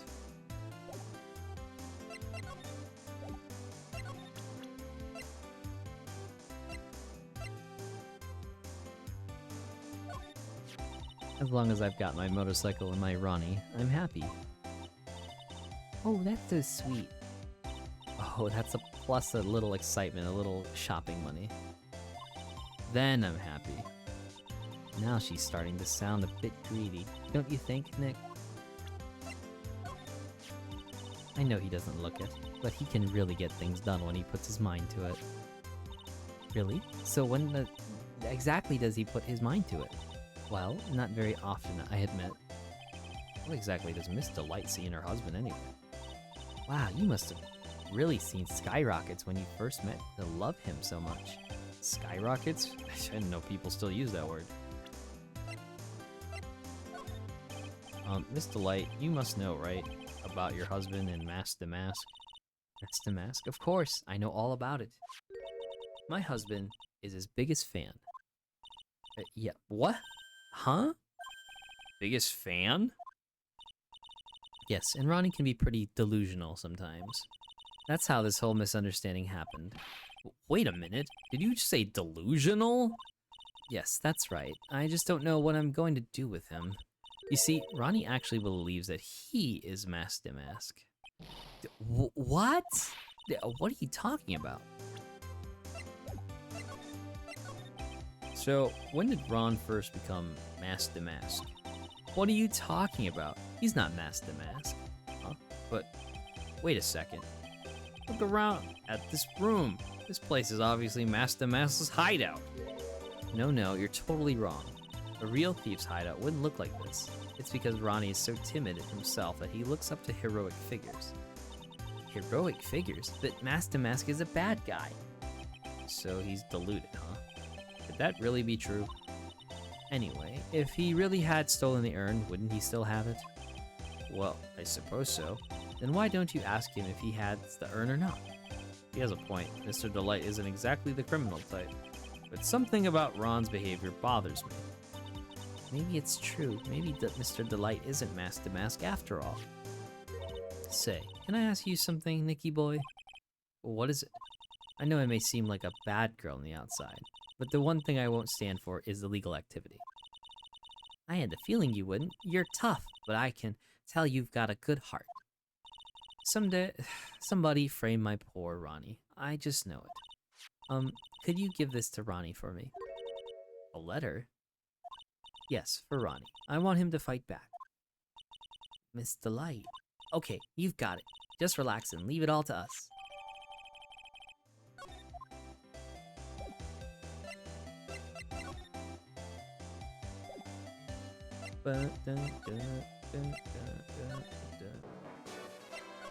Alright, buddy. I don't know what this is. Oh, that's right. Here. This is from your wife. From Desi? Thank you. Letter given to Mask DeMasque. Actually, more like taken. My dear Ronnie, how are you? I'm doing fine. He's clutching onto that letter so hard the ink is going to be squeezed out. He looks so happy. You should write a letter to Mystic Maya too, Mr. Nick. Or Mystic Maya, yeah, sorry. Mr. Lawyer. Yes? In the letter that Desi wrote, she said, ask this guy to be your lawyer. Huh? I know this would be asking a lot, but could you please take my case? My trial starts tomorrow. Hey, hang on a second. He can't be your lawyer. Why not? What do you mean, why not? We're the victims in this case, right? Victims of this DeMasque guy. Well, yeah, but according to Desiree, he didn't do it. She said, poor man, he's deluded himself into thinking he did it. Right, Mr. Nick? Come on, she could be lying to protect her husband. Well, that's true. Or, no, actually not. Actually, it's hard to say. Oh no, it's spreading. Oh, please, I'll give you the treasure of your choice in return. What should I do? Well, Mr. Delight, I've decided to give it a try. I'll defend you. Really? You will? Hey, what are you doing, Nick? He's a thief. You can't trust him. Well, he may be a thief, but I think there's more to this case than meets the eye. Mr. Nick, I was wrong about you. I shouldn't have trusted you. Pearls? I can't believe you defend this person after what he did to Mystic Maya. I'll never forgive you. Ever. Oh, we made Pearly cry, bruh. Pearly, wait. This is going to be ugly. I'll go after her.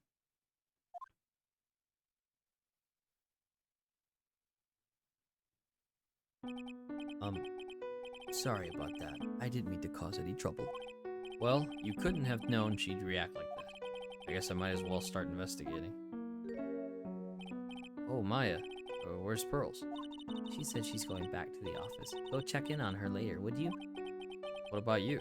Are you okay with me taking Mr. Delight's case? Yeah, I'm fine, Nick. I believe in you. I think I'm going to cry. I know you have a lot of work to do. I really appreciate it. Okay, Nick, let's get this show on the road.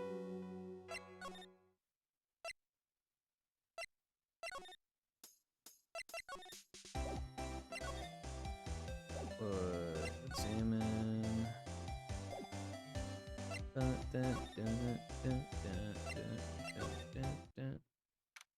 Over 12, right in Cola offices.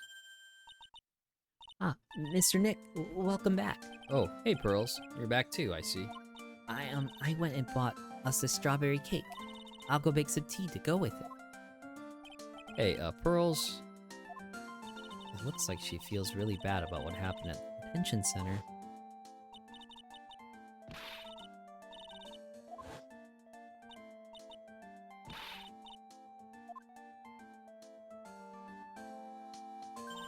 Mystic Maya, the tea is ready.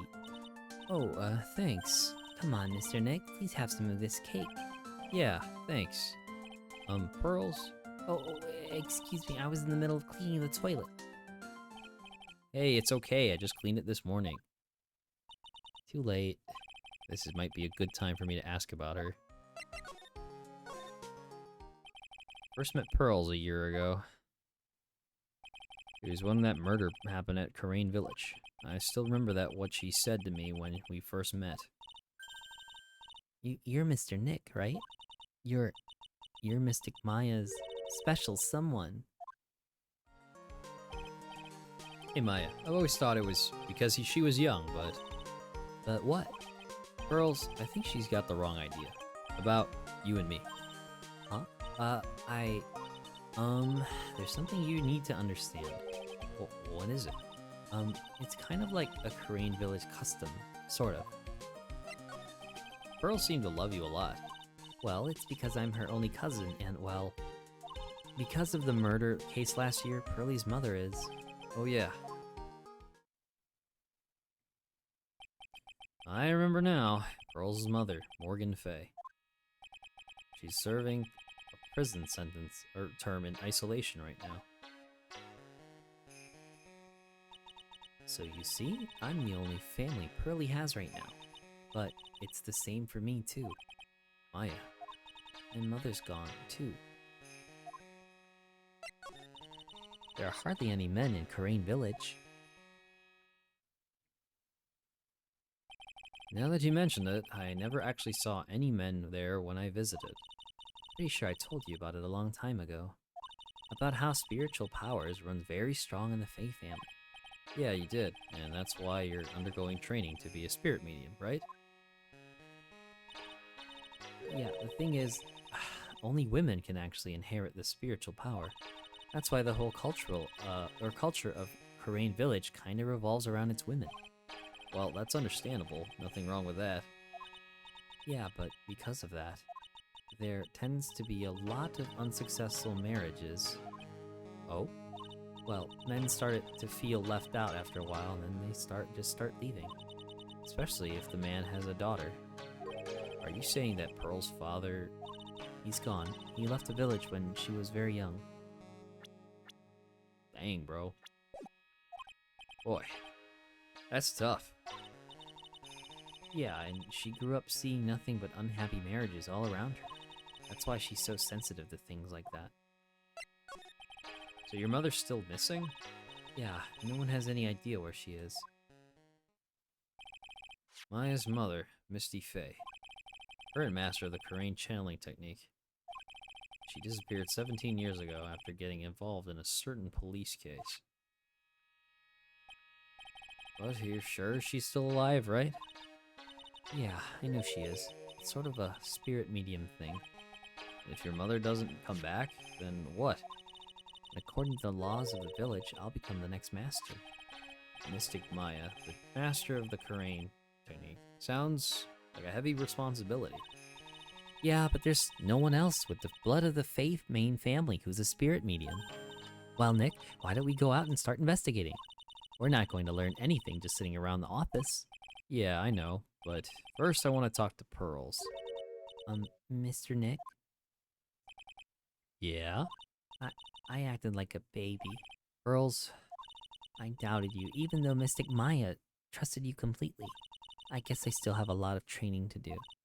Mr. Nick. Yes? From the bottom of my heart, I apologize for what I said.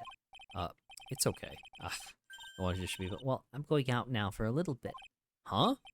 Where are you going? I may be small, but I still have a lot of spirit channeling power. So I'm going to show you I could be useful too, by finding some evidence. Hey, wait. She sure runs fast. Nick, let's back off and give her some room, okay? Yeah.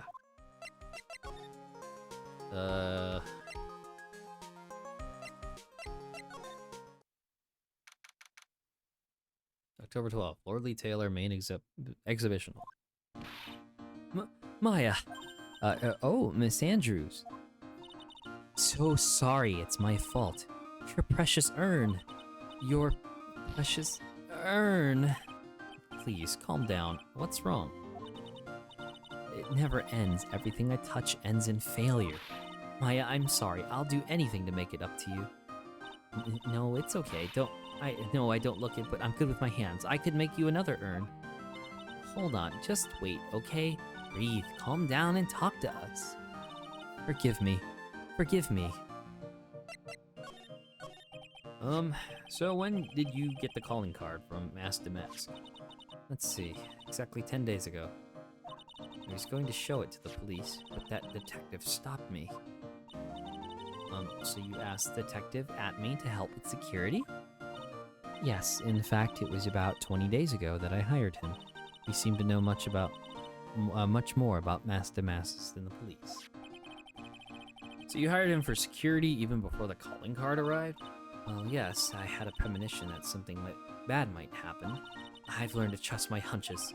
So that's why there are even security cameras, even in the basement warehouse. Yes, Lord Lee Taylor is very serious about their security measures. It was their way of saying, bring it on, to any potential thieves. Well, he sure brought it last night, and even left with a nice souvenir.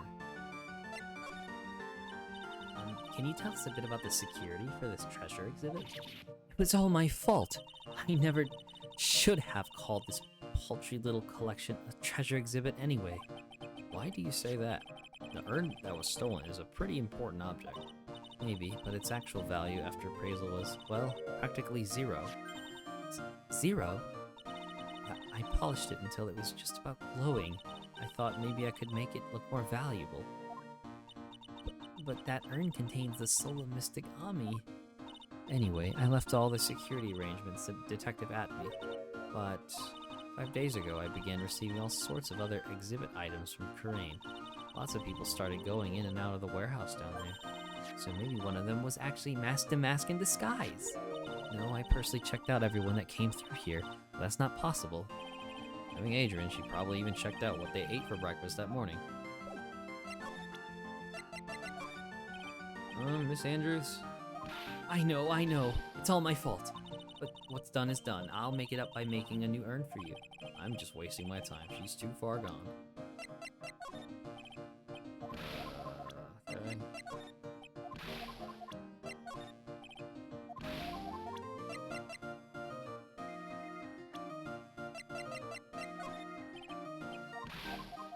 Oh boy. Oh, she's not giving much.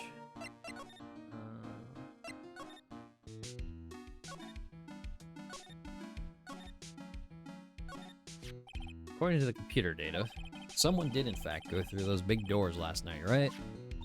Yeah, I guess so. The shutter did go off once, you know? I wonder if that detective brought this camera in with him. Good question. Let's take a look at it. Huh? It says property of Lord Lee Taylor on it. So it's borrowed. Kind of strange for an ace detective, don't you think? I'm really starting to like this thing. It's so cool looking. I'd like to strap it to my waist and walk around town like a samurai. Careful, Gumshoe will lock you up and throw away the key if you're caught. A pathetic looking wooden box. That's the box that had the sacred urn in it. Don't touch it, there may be clues to the thief's identity on it. Oh, I worked so hard to make that box. Huh? You made that poor excuse for a box, Maya? What's that supposed to mean? I was so proud of it. Poor Maya. Maybe it'd have been better if Mask DeMasque has taken the box too.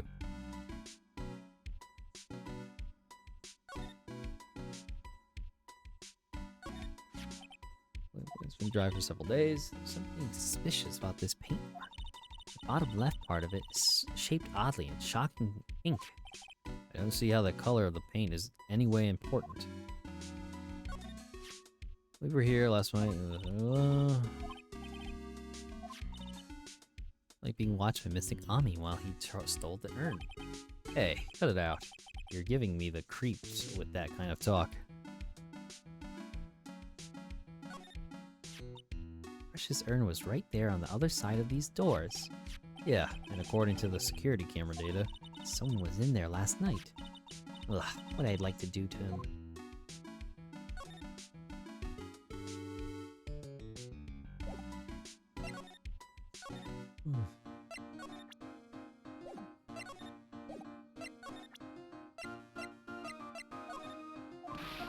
Oh boy, she's not liking that. Okay, examine.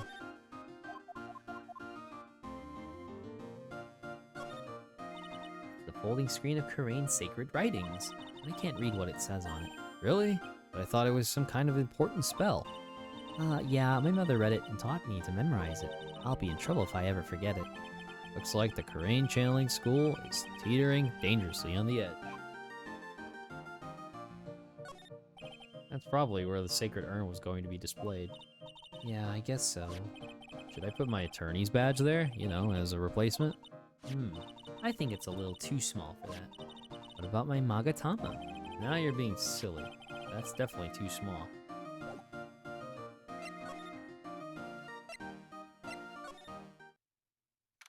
Jeez, what is going on in here? Hello? Well, well, how lovely it is to see you again, my dear. Welcome to my abode. Relax and soak up the atmosphere. We're actually kind of... Shh! Silence.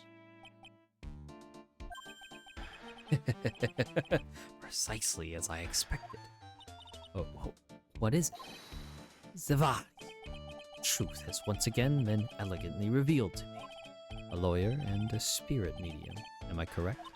I think we've already been through this. Ha! So my estimation was correct. Zavadi! How truly elegant. Now then, what can I do for you? You mentioned before that you were on guard duty all alone last night. Precisely. This is my 5th encounter with my arch enemy.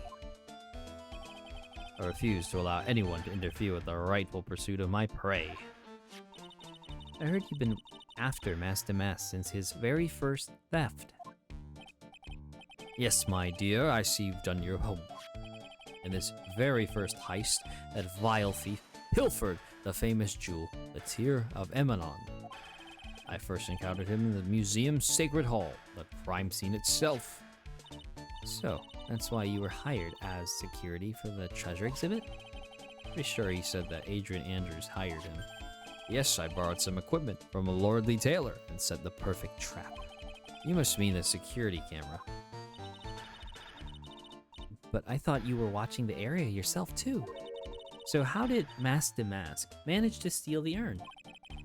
That's the million-dollar question. What is DeMasque's modus operandi? Mr. Atney, did you know about the sacred urn? I'm interested in only one thing, my dear, and that is Mask DeMasque. Sacred urn? That has nothing to do with this case. But wasn't that what Mask DeMasque stole this time? I am a hunter, sir. The urn was nothing more than a lure to catch my prey. Do you yourself remember the shape of the individual peanuts you throw to pigeons? I don't think I like this guy's attitude, Nick. Well, anyway, it looks like he doesn't know about the urn. Yo, what's up, man? Oh, hold up. The DualShock controller battery is low. There's something that's kind of bothering me. Please, my dear, ask me anything you like. After all, we are all but seekers, wandering alone in the dark. Thanks for putting points into the T-Rex Burger Challenge there. Hopefully you're doing well today, Matt. Well, I was wondering how Mask DeMasque managed to steal the urn. I mean, isn't it strange that you don't seem to know? Yeah, now that you mention it, it is strange. After all, you were on guard that night at the scene of the crime. Unless you were sound asleep, you should have at least seen Mask DeMasque. Oh! Oh. What the? It's a Cyclock. Cyclock?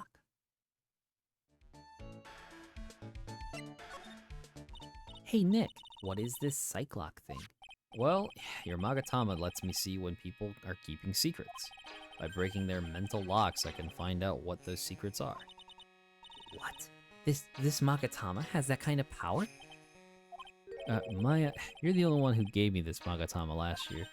Well, it's true that this Magatama is a prized Fey family heirloom, but Curly was the one that actually imbued it with spiritual powers, right? That's why I don't really know much about what it can do.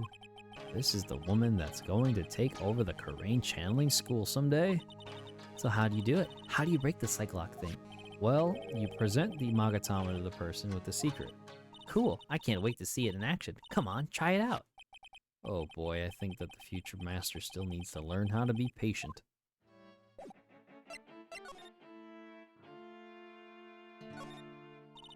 It's quite a large portrait of yourself you have there. Yes, I wanted it to say, everyone who saw it, look at me, look at me. With a model so fine, I knew that portrait would also be aesthetically pleasing. That's nice. Ah, so the music in this room is coming from here. Luke at Me Elegy, composed by Luke at Me. You love the Ace Attorney names? That's fair. They're kind of cool in their own ways. I just noticed that Seribot is not active on this channel right now. I wonder what happened to him. Translation team is goated. This lovely device is called a gramophone. In days of yore, people listened to music on them. Aha, that's just what I thought. I told you so, Nick. Nice fire. Ah, there's a cold breeze coming from this hearth. Hearth, sorry. It seems you've fallen for my little deception. You see, this fireplace conceals a rather unexpected device. Yes, a high-tech air conditioner. Why would you put an air conditioner in there? In the summer, it acts as an air conditioner, and in the winter, it's a heater. Clever. That's one impressive bookshelf, filled with some very impressive books. My Life as an Ace Detective, Unabridged Edition by Luke Atme, Ace Detective. Hey, he's even got one of those ships in a bottle thingies. Ah, would you look at that? There's a little Luke Atme doll at the helm. How cute. There's a microscope here, too. I wonder if he was researching something. Glass slides have different names on them. This one says Atme Virus. This guy is just dying to make a name for himself, huh? It's getting kind of irritating, actually.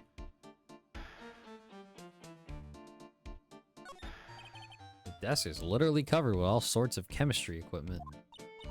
Oh, I just love chemistry. Say, Nick, I bet you didn't know this, but water is made up of carbon and hydrogen.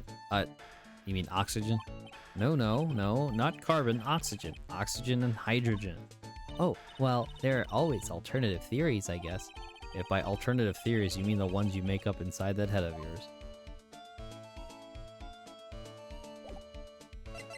I guess we'll do a psych clock thing, huh?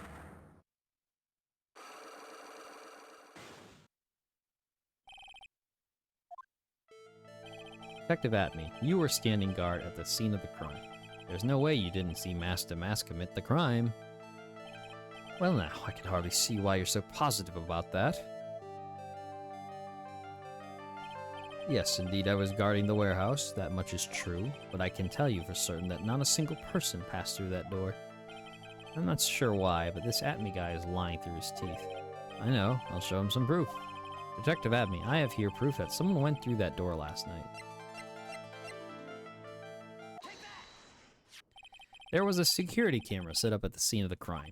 It should have automatically taken a photo of anyone that went through that door. Precisely. I hope you don't mind, but we've already gotten our hands on that camera data. As you can see, the camera went off exactly once last night. What? But my monocle didn't catch anyone in its flash. It must be some kind of computer malfunction. It must be.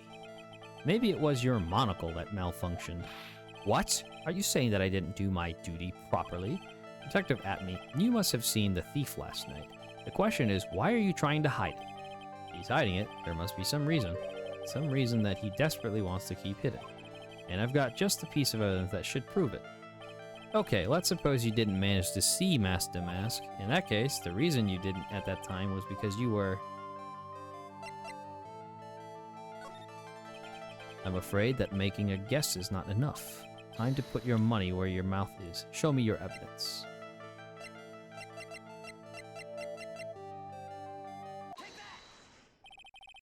Ace, Ace defective.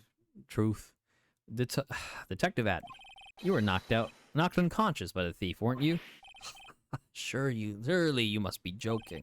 You think that I, Luke Atney, could be knocked unconscious so easily? This sword proves it. For the theft, this sword was in the hand of the statue of Ami Faye. Furthermore, at that time, it was not bent. There's only one explanation. You were struck on the head and knocked unconscious by this sword.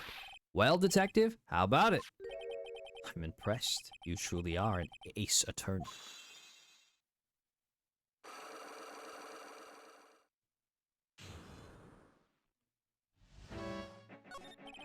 I can't deny that there may be a small hint of truth in what you say. So, you were knocked out when the thief first clobbered you? Clobber. What an ugly way of saying it. But I suppose you could put it that way. The coward struck at the precise moment that I turned to look at the computer. So you never noticed that the thief had entered the warehouse? No, the coward must have wormed his way in through somewhere besides the door. Perhaps the air ducts or the sewer pipes. Then my arch nemesis struck me on the head from behind with this gruesome item here. Ouch. Mr. Atney should have his poor head examined. You can say that again.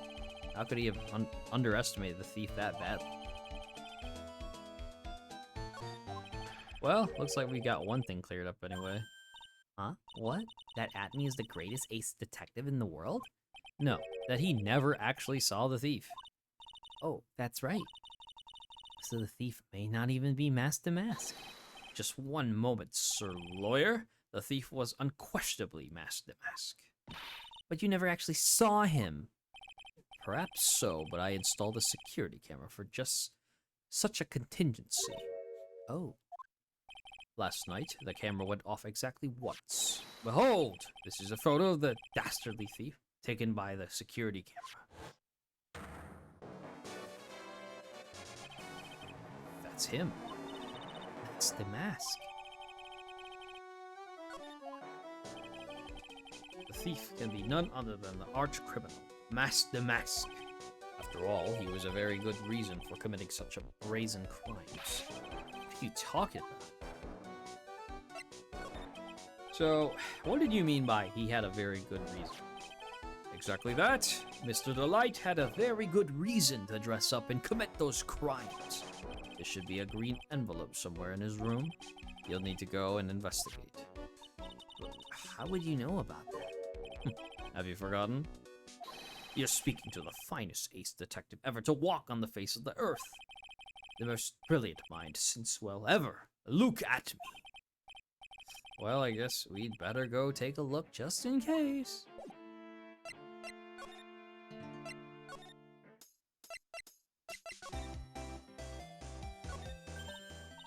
Hey, Nick, remember what Detective Atney said?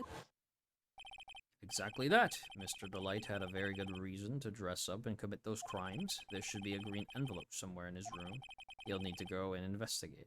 How would he know, though? You can't just say, oh, I'm a great ace detective. How would you know that that green envelope is in his apartment? How would you know that? Green envelope, huh? Looks like this is it. Okay, let's have a look. If you don't want your true identity revealed to the world, come to KB Security at 1 a.m. on October 12th and bring 50,000. 50,000? This is a blackmail letter. Sure looks like a major clue, all right. Oh, someone's at the door. I'll be right back. Won't take but a second, I promise. Oh, thank you for coming. That's so nice of you.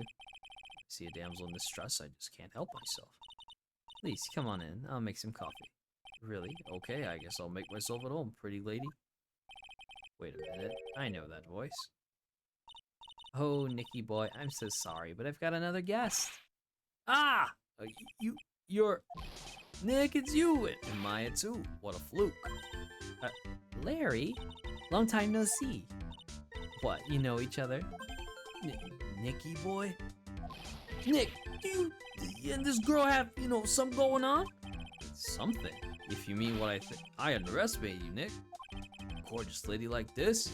And married too? Way to go, dude. I knew it. It just when things can't get any worse, it's time to cue in the Butts. Larry Butts. Ever since grade school, he's been not exactly a close friend, but yeah, we know each other. Hey man, that wasn't nice. I was your very first client. We've got quite the storied history, and what he used to say still rings true. When something smells, it's usually the Butts.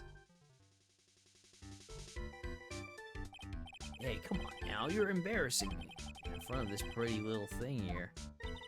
So, you two are old childhood friends, I see. That's so sweet. You two go ahead and catch up on old times.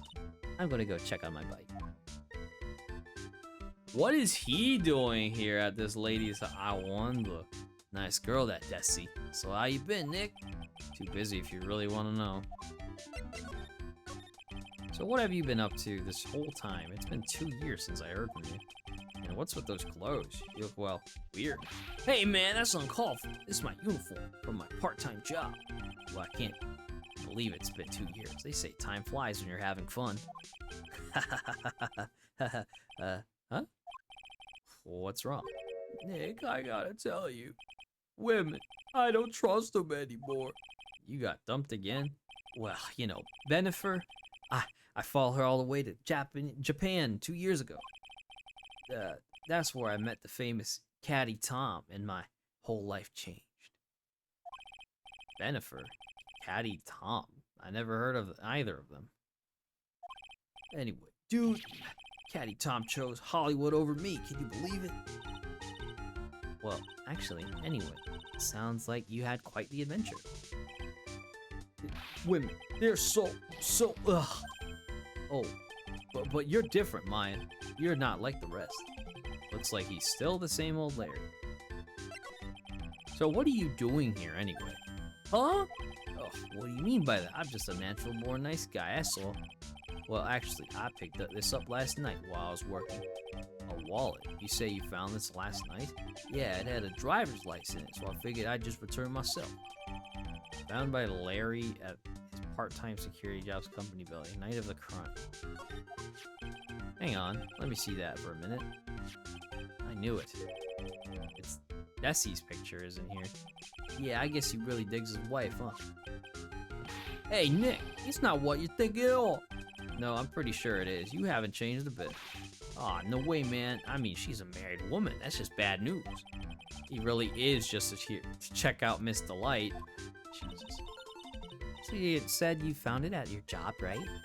Yeah, I'm working for a private security company as a guard. Chicks just love a guy in uniform, A security guard, huh? So that's what that uniform is all about.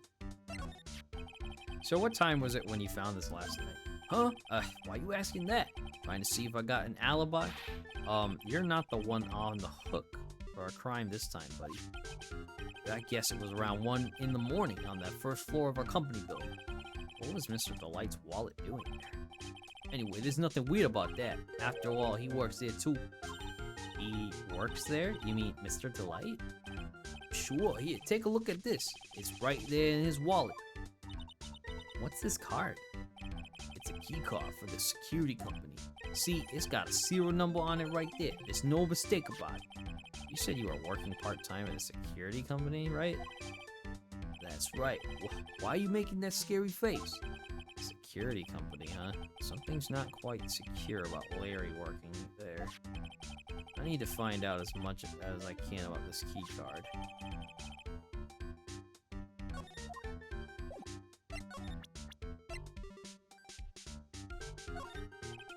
You could learn a few, yeah, like what?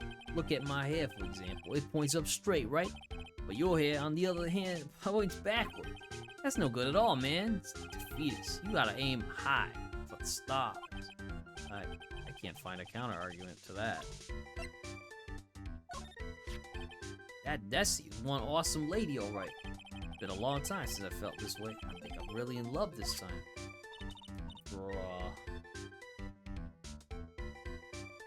Long time, huh? Yeah, well, except for what I feel for you, Maya. I don't think he even knows what he's saying anymore. Larry, what about this person? Beats me.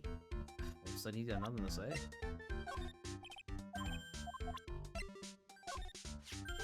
Just saw something. What if it's actually a hot chick under that costume? Forget about it. It's a guy. Trust me. Man, you're killing my buzz, dude. Boy, talk about someone who has a one-track mind. Whoa, who's this? Come on, man. Don't pull out on me. Forget about it. It's on a need-to-know basis. You don't need to know. Hey, now, I thought we were pals. I got a major thing for girls with black sleeveless shirts and glasses. How do you know that? And if they have an orange-colored memo pad, I really lose my cool. He has to be making that up. He can't really know Adrian. Can he? Hey, I remember her. That's Maya's big sister. Wow, you really do remember. Yeah, who could forget? Couple of gorgeous sisters. Hubba hubba. Hear that, Nick? Gorgeous. Oh yeah, that's right. When I defended Larry, Mia was still alive. Wow, you're even cuter than the last time I saw you. Oh, really? Yeah, you look totally different than 2 years ago. Don't you think, Nick? Maybe it's because we're always tough together, but she looks pretty much the same to me.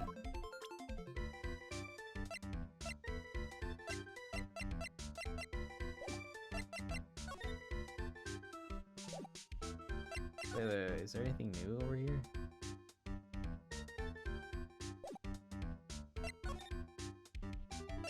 Alright, detention center. Oh, whoops.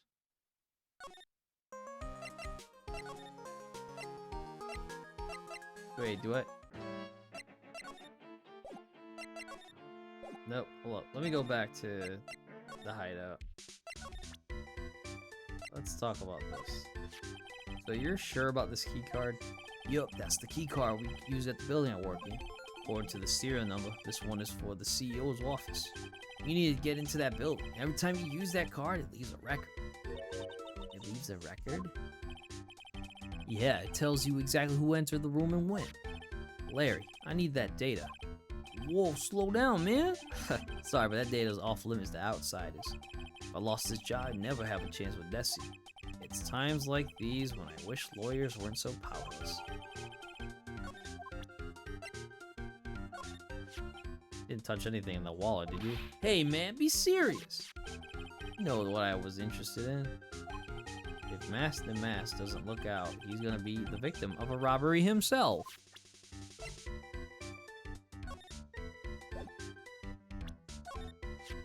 Hey Larry, what about this? What? You got something to say, then say it already. Huh? A blackmail letter? Do you know anything about this? What? I don't know anything about Alexis, and that's the truth. Huh? What a... I can't believe you do this to me. I thought you were my friend. $50,000. I don't have that kind of money. No, you don't understand. This blackmail letter was sent to Ron Delight. What? Man, you scared me. I almost had a heart attack, you idiot. Wait, I'm the idiot?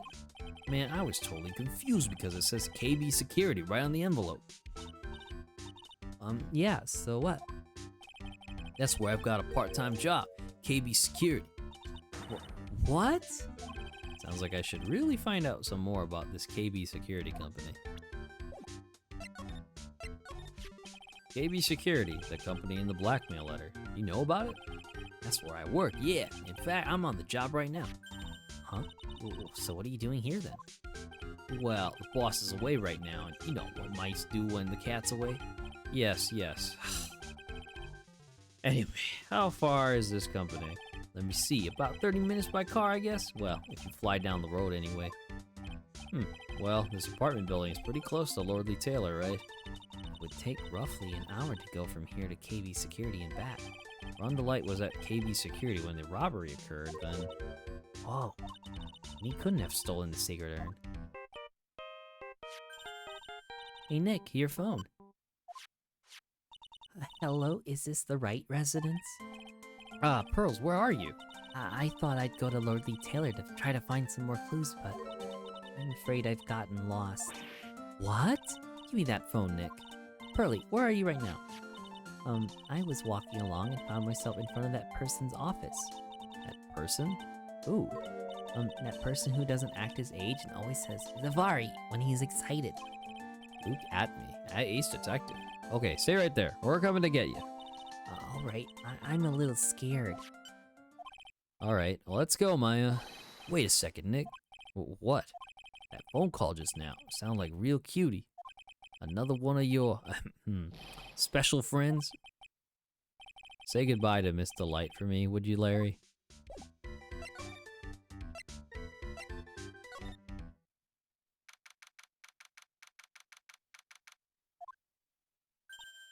Ah, Mr. Nick, Mystic Maya. Pearly. I never thought I'd see the two of you again.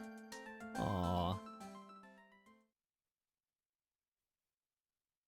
So, is Mr. Ace Detective out of the office? Yes, when I arrived, there wasn't a single soul in sight. Say, Nick, doesn't it look like something's changed since we were here last? Now that you mention it. This bag, I'm sure it wasn't here before. It looks quite full. I wonder what could be in here. Hey, Nick, come on, open it up. Hey, wait a minute. We can't just open his private property. Don't be such a fuddy-duddy. This is an important investigation. That's true, and truth be told, I have to admit I'm kind of curious. Well, what's in there? Hang on a sec, I'm taking it out now. Whatever it is, it feels kinda hard and smooth. Well, hello there! He's here! Oh, what are you doing, Sir Lawyer? I'm shocked to see a servant of the court ignoring the law so flagrantly. I'm really sorry. Maya made me do it. Nick, I can't believe you. A gentleman never uses a lady as an excuse for his own poor behavior. The real question is, can you afford to waste time lollygagging about here? What do you mean by that? Perhaps I should make myself more clear. Tomorrow's trial. Zavari, shall we say the figurative, Sir William will be dropping his panties before lunchtime.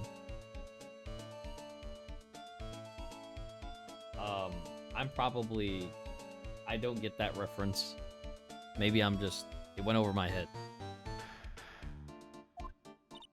Wow, Nick, sounds like it's gonna be real exciting. What's going to happen at the trial tomorrow that's so dramatic? You know what your biggest mistake so far has been, Sir Lawyer? It was becoming a lawyer in the first place. That certainly does sound like a big mistake, Mr. Nick. Tomorrow will be a day to remember. I, Luke Atme, will take the stand. And then, Zavari, my testimony will prove to be the undoing of the lot of you. Yes, all of you, I will unmask you as the thieves, co-conspirators. Conspirators?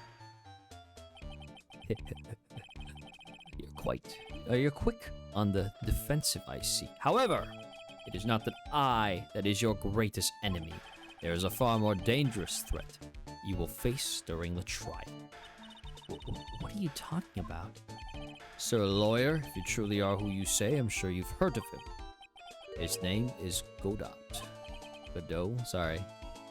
Didn't even say his fucking name right. I botched it. Alright. Godot? You have taken a step down the path of foolishness. Sorry. No. Yeah, I imagine. That's a wild statement. To try to defend a career criminal who deserves nothing less than a death penalty. Hey, last time I checked, no one knows for sure that Mr. Delight really is DeMasque. My dear lady, times may change, but peoples sadly do not. Well, you will understand this when you are more mature. Godot? Who's this Godot person?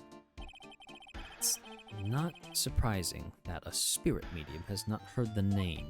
Godot, the prosecutor whose equal cannot be found in this country, but in heaven. Godot, a legend of myth. Men pin a lifetime of hopes on the chance to simply meet him. Prosecutor Godot. But the best prosecutor in the country isn't Godot, it's Mr. Edgeworth. Isn't that right, Nick? It's no surprise that a spirit medium such as yourself would know nothing of this. But Ace Prosecutor Miles Edgeworth is currently traveling abroad. Huh? Huh? In fact, it was Mr. Edgeworth who acknowledged Godot as the best in this country. And you agree with that?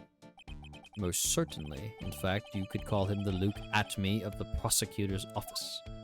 Well, that's good to hear. The prosecution has a fighting chance tomorrow. Mr. Nick, is this Godot really that strong? I seem to remember hearing about someone like that. Not surprising, some people spend their entire lives idly waiting for his appearance. Looks like we're done investigating for the day. Sir Lawyer, the stage has been set and all the pieces are finally in place. All that remains now is for the dance to begin. A new prosecutor, an ace detective, and a thief. This will be one tough trial. To be continued. What?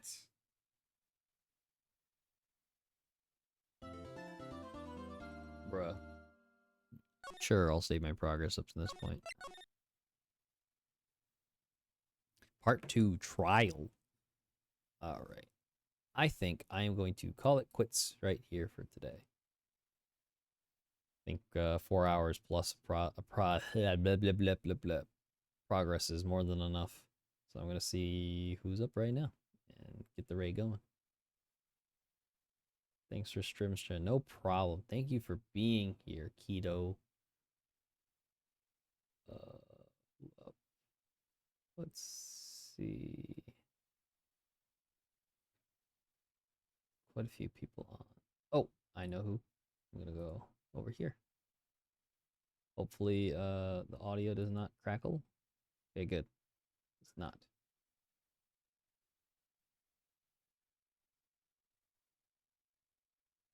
Thanks, Keto. Thanks, Matt. Thanks, Maddie. Phoenix Wright actually showed up in here. Thanks, Primus. Thank you, Uki. Thank you, Sir Jack. And also all other lurkers. I suppose that Saribot is died today, so I'll have to figure that one out. I'm going to go ahead and raid into Ali Puff, who is playing The Legend of Zelda: Ocarina of Time.